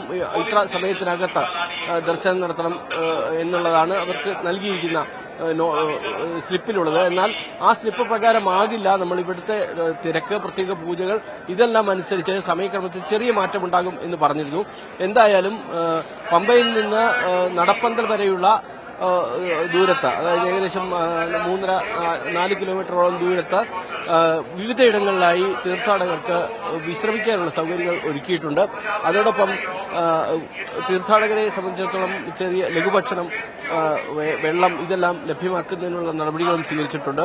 അതിനാൽ സുഗമമായ ദർശനം ഇക്കുറി സാധ്യമാകും എന്നാണ് കരുതുന്നത്. കഴിഞ്ഞ തവണയുള്ള എല്ലാ പരാതികളും ശ്രദ്ധയിൽപ്പെട്ടതിന് ശേഷമാണ് അധികൃതർ ഇക്കാര്യത്തിൽ നടപടികൾ സ്വീകരിച്ചത്. അതിനാൽ തന്നെ കുറ്റമറ്റ രീതിയിൽ ക്രമീകരണങ്ങൾ ഏർപ്പെടുത്തിയിട്ടുണ്ട്. അത് എത്രത്തോളം ഫലപ്രദമാകുമെന്നുള്ളത് തുടർന്നുള്ള ദിവസങ്ങളിലാണ് കാണേണ്ടത്. എങ്കിൽ പോലും ആ ക്രമീകരണങ്ങൾ ഏതു തരത്തിൽ മാറ്റം വരുത്തണം എന്നെല്ലാം ആലോചിക്കാൻ വേണ്ടിയാണ് ഇന്ന് വിവിധ വകുപ്പുകളുടെ ഉന്നത ഉദ്യോഗസ്ഥരുടെ യോഗം വിളിച്ചു ചേർത്തിരിക്കുന്നത്. അതിൽ മന്ത്രിയുടെ നേതൃത്വത്തിലാണ് യോഗം. അതിൽ ഏതു തരത്തിലുള്ള മാറ്റങ്ങൾ വേണം, ഏതൊക്കെ തരത്തിലുള്ള പുതിയ സംവിധാനങ്ങൾ ഒരുക്കണം എന്നെല്ലാം ചർച്ച ചെയ്യുകയും തീരുമാനിക്കുകയും ചെയ്യും. ശരി, SG വാര്യരാണ് സന്നിധാനത്ത് നിന്ന് വിവരങ്ങൾ നൽകിയത്. എന്തായാലും ഇന്ന് വൃശ്ചികമാസം 1-ാം തീയതിയാണ്, മണ്ഡലകാലത്തിന് തുടക്കമാണ്, അവധി ദിവസമാണ്.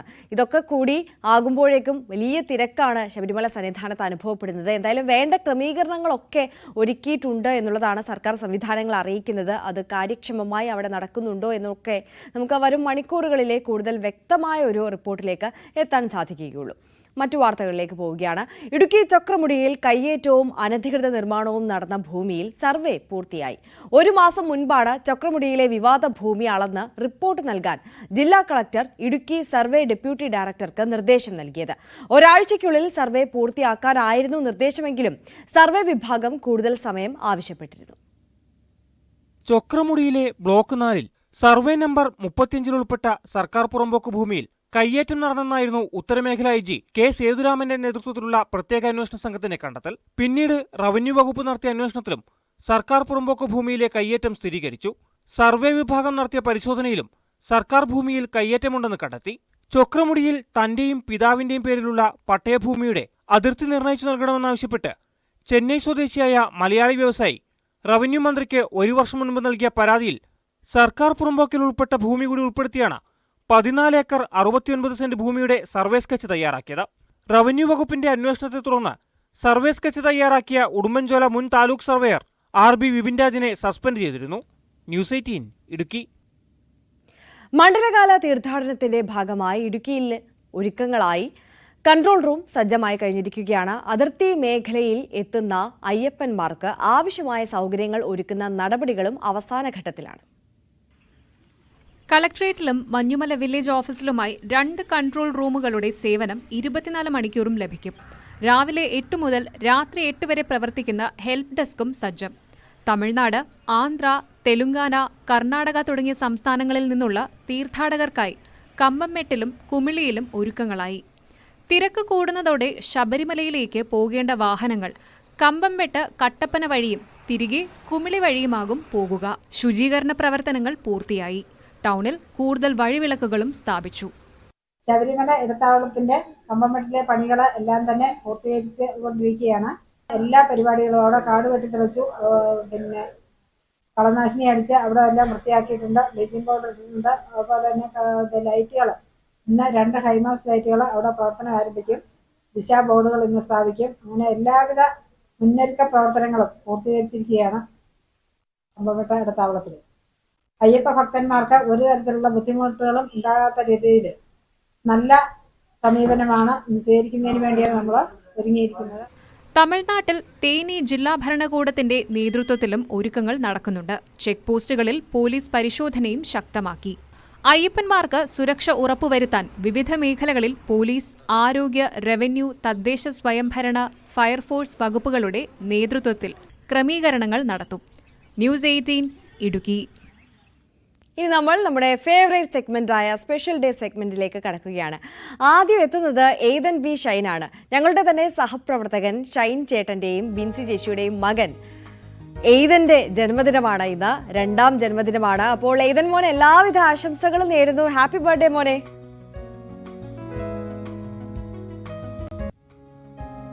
ആലപ്പുഴ വള്ളികുന്നം സ്വദേശികളായ ഹരികുമാറിന്റെയും ഷാരിയുടെയും മകൾ ഹരിചന്ദ്രനയുടെ ജന്മദിനമാണിത്. ഹരിചന്ദ്രനയുടെ 11ാം പിറന്നാളാണ്.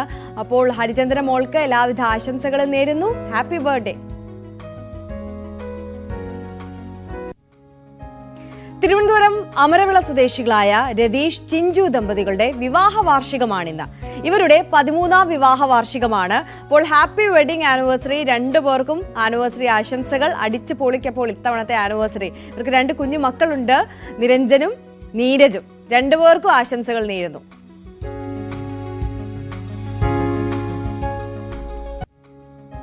ചങ്ങരംകുളം മൂക്കുത്താല സ്വദേശി ഹരിഭവൻ വീട്ടിൽ രാജൻ നായരുടെ ജന്മദിനമാണ് ഇന്ന്. ഭാര്യ മണി, ഇവർക്ക് 2 മക്കളുണ്ട്. അപ്പോൾ കുടുംബം രാജൻ ചേട്ടന് ആശംസകൾ അറിയിക്കാൻ വേണ്ടി ഞങ്ങൾ ന്യൂസ് 18 ഏൽപ്പിച്ചിരിക്കുകയാണ്. അപ്പോൾ ന്യൂസ് 18 ഫാമിലിയിൽ നിന്നുള്ള ആശംസകൾ കൂടി രാജൻ നായർക്ക് അറിയിക്കുകയാണ്. Very happy birthday. Ernakulam Tripunithura സ്വദേശിനി സുനില ഫ്രാങ്കിളിന്റെ ജന്മദിനമാണിത്. കുടുംബത്തിന്റെ ആശംസ അറിയിക്കാൻ വേണ്ടിയിട്ട് ന്യൂസ് 18ലേക്ക് മെസ്സേജ് അയച്ചിരിക്കുകയാണ്. അപ്പോൾ ന്യൂസ് 18 കുടുംബത്തിന്റെ ആശംസകളും സുനിലയ്ക്ക് അറിയിക്കുകയാണ്. Very happy birthday. നിങ്ങളുടെ വിശേഷ അവസരങ്ങൾ ഇതേപോലെ ഞങ്ങളെ അറിയിക്കാം. ആ സന്തോഷ ദിനത്തിൽ ന്യൂസ് 18 സ്ക്രീനിൽ നിങ്ങൾക്കും എത്താം. അതിനായി ഞങ്ങൾക്ക് വാട്സപ്പ് ചെയ്യുക. വാട്സപ്പ് ചെയ്യേണ്ട നമ്പർ 9346975748. വാട്സപ്പ് ചെയ്യേണ്ട ഫോർമാറ്റ് നിങ്ങളുടെ സ്പെഷ്യൽ ഡേ ഏതാണ്, അതെന്നാണ് എന്നുള്ളത് മെൻഷൻ ചെയ്യുക. നിങ്ങളുടെ പേര്, അതോടൊപ്പം നിങ്ങളുടെ ഫോൺ നമ്പർ കൂടി മെസ്സേജ് അയക്കുക. പിറന്നാളായിക്കോട്ടെ, വിവാഹ വാർഷികമായിക്കോട്ടെ, അങ്ങനെ എന്തുമാകട്ടെ, നിങ്ങളുടെ വിശേഷ അവസരങ്ങൾ ന്യൂസ് 18നോടൊപ്പം ആഘോഷിക്കാം.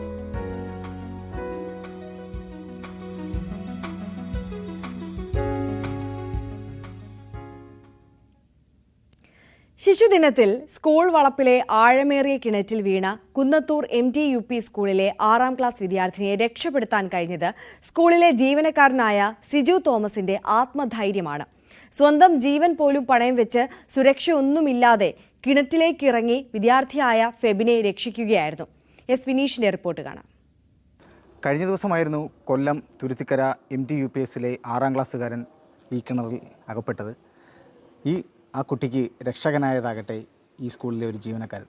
ഇദ്ദേഹം നമ്മളോടൊപ്പം ചേരുകയാണ്. നമുക്ക് ചോദിച്ചറിയാം, ശരിക്കും അത് എന്തായിരുന്നു സംഭവിച്ചത്? രാവിലെ ഞാൻ എൻ്റെ കുഞ്ഞുങ്ങളെ സ്കൂളിൽ കൊണ്ട് വിട്ടിട്ട് തിരിച്ച് ഇവിടെ വന്നു കഴിഞ്ഞപ്പോൾ പെട്ടെന്ന് 2-3 പിള്ളേർ കുട്ടികൾ ഓടി വന്ന് ഞങ്ങളോട് പറയുന്നു, ടീച്ചേഴ്സിനോട് ഞങ്ങളോട് പറയുന്നു, ഫെബിൻ വെള്ളത്തിൽ പോയി കിണറ്റി വീണെന്ന് പറഞ്ഞു. ഞങ്ങളത് കേട്ട പാടെ പെട്ടെന്ന് ഓടി ഇവിടെ വന്നപ്പോൾ സംഭവം ശരി. ആദ്യം വിശ്വസിച്ചില്ല, എന്നാലും നമ്മൾ നോക്കേണ്ട പോലെ നമുക്കുള്ളതായതുകൊണ്ട് നമ്മൾ ഓടി വന്ന് നോക്കിയപ്പോൾ സംഭവം ശരിയാണ്. സംഭവം ശരിയായി ഞാൻ നോക്കിയപ്പോൾ കുഞ്ഞ് വെള്ളത്തിൽ കിടന്ന് കയ്യിലും കല്ലിട്ട് അടിക്കുക. അപ്പം പെട്ടെന്ന് ഞാൻ കയറ് നോക്കാനും കൊണ്ടുള്ള സമയമില്ല, പെട്ടെന്ന് എനിക്ക് അറിയാൻ മതി. ആ ഒരു ചിന്ത പെട്ടെന്ന് സൈഡിൽ കണ്ട പൈപ്പിൽ കൂടെ ഞാൻ തുടിയിൽ ചവിട്ടി താഴോട്ട് ഇറങ്ങി കുഞ്ഞിനെ എടുത്ത് ഞാൻ തോളിലെത്തിയിരുന്നു. പിന്നെ സഹായത്തിന് വേറെ 2 പേരോട് ഇറങ്ങി വന്ന് കുഞ്ഞിനെ പിടിച്ചുകൊണ്ട് നിന്നു. പിന്നെ ഫയർഫോഴ്സുകാർ വന്ന് വലയിട്ട് കയറ്റി. ശരിക്കും നേരത്തെ കിണറ്റിൽ വല്ലതും ഇറങ്ങിയിട്ടുണ്ടായിരുന്നോ? ഈ കിണറ്റിൽ പകുതി വരെ ഞാൻ ഇറങ്ങിയിട്ടുണ്ട്. ഈ മോട്ടറിൻ്റെ പൈപ്പ് സെറ്റ് ചെയ്യാൻ വേണ്ടി പ്ലംബറുടെ കൂടെ സഹായത്തിനായിട്ട് ഇറങ്ങിയിട്ടുണ്ട്. ആ ഒരു പരിചയം മാത്രമേ ഉള്ളൂ. ആ ഒരു പരിചയം. അന്ന് ഇറങ്ങിയപ്പോഴും കയറൊക്കെ ഇട്ട് നല്ല സേഫ്റ്റി ആയിട്ടാണ് ഇറങ്ങിയത്. പിന്നെ അതിൻ്റെ താഴോട്ട് ഇറങ്ങിയിട്ടുമില്ല താനും. പിന്നെ ഇന്നലെ സംഭവിച്ചപ്പോൾ ആ ഒരു ഇതിൽ ഇറങ്ങി, മറ്റൊന്ന് ചിന്തിക്കുകയോ എടുക്കുകയും ചെയ്യാതെ പെട്ടെന്ന് അങ്ങ് ഇറങ്ങി. എൻ്റെ ജീവൻ പോലും ഞാൻ നോക്കാതുകൊണ്ട് ഇറങ്ങി താഴ്ച നിന്ന് കുഞ്ഞിനെ രക്ഷിച്ചു. പിന്നെ ഇതെല്ലാം കഴിഞ്ഞതിന് ശേഷമാണ് ഞാൻ കിണർ വന്ന് ഒന്നുകൂടെ ഒന്ന് വാച്ച് ചെയ്തപ്പോൾ നോക്കിയപ്പോഴാണ് എനിക്ക് ആ ഭയം ഉള്ളിൽ വന്നത്. അത്രയും നേരം എനിക്ക് ആ ഭയമില്ലായിരുന്നു. ആഴം കണ്ടപ്പോൾ ഞാനിതെങ്ങനെ ഇറങ്ങി, എത്ര ഈ പൈപ്പിൽ മാത്രം പിടിച്ച് എങ്ങനെ ഇറങ്ങി, അതും വെറും പശ വെച്ച് ഒട്ടിച്ചേക്കുന്ന പൈപ്പ്. അങ്ങനെ വന്നപ്പോൾ എനിക്ക് പിന്നെ അത് പേടിയായി എനിക്ക്. പിന്നെന്തോ പറയുന്നത് കുഞ്ഞ്. ഇപ്പോൾ ഫെബിൻ്റെ അവസ്ഥ എങ്ങനെയാണ്? ഫെബിൻ്റെ അവസ്ഥ ഇപ്പോൾ സംസാരിക്കുന്നുണ്ട്, കാലും കൈയൊക്കെ അനക്കുന്നുണ്ട്, ഇതൊക്കെ ആയിട്ടുണ്ട്. കുഴപ്പമൊന്നുമില്ല. സന്തോഷം. കാരണം കുഞ്ഞിൻ്റെ ജീവൻ തിരിച്ചിട്ടിൽ വളരെ സന്തോഷം. അത് സംസാരിക്കുമെന്ന് അറിഞ്ഞപ്പോഴാണ് എനിക്ക് മനസ്സിന് സമാധാനമായത്. എത്ര വർഷം കൊണ്ട് ഇവിടെ ജോലി ചെയ്യുന്നത്? ഇവിടെ ഞാൻ 2.5 വർഷമായി. ഞാൻ സർവീസിൽ കയറിയിട്ട് 9 വർഷമായി. ആദ്യമായിട്ടുള്ള അനുഭവമാണോ ഇത്? ആദ്യമായിട്ടുള്ള. ഇനി ഇങ്ങനെ ഒരു അനുഭവം ഉണ്ടാവരുതെന്നാണ് പ്രാർത്ഥന. തീർച്ചയായും. ഇദ്ദേഹത്തിൻ്റെ സമയോചിതമായ ഒരു ഇടപെടലിലാണ് ഫെബിനെ ജീവിതത്തിലേക്ക് തിരിച്ചു കൊണ്ടുവരാൻ സാധിച്ചത്. സുനീഷ്, ന്യൂസ് 18 കൊട്ടാരക്കര. ഇപ്പോൾ നമ്മുടെ മോർണിംഗ് ഷോയുടെ സമയം ഇവിടെ അവസാനിക്കുകയാണ്. കൂടുതൽ വാർത്തകൾക്കായി പ്രേക്ഷകർ ന്യൂസ് 18നോടൊപ്പം തന്നെ തുടരുക. എല്ലാവർക്കും ഒരിക്കൽ കൂടി ഒരു നല്ല ദിവസം ആശംസിക്കുന്നു. നമസ്കാരം.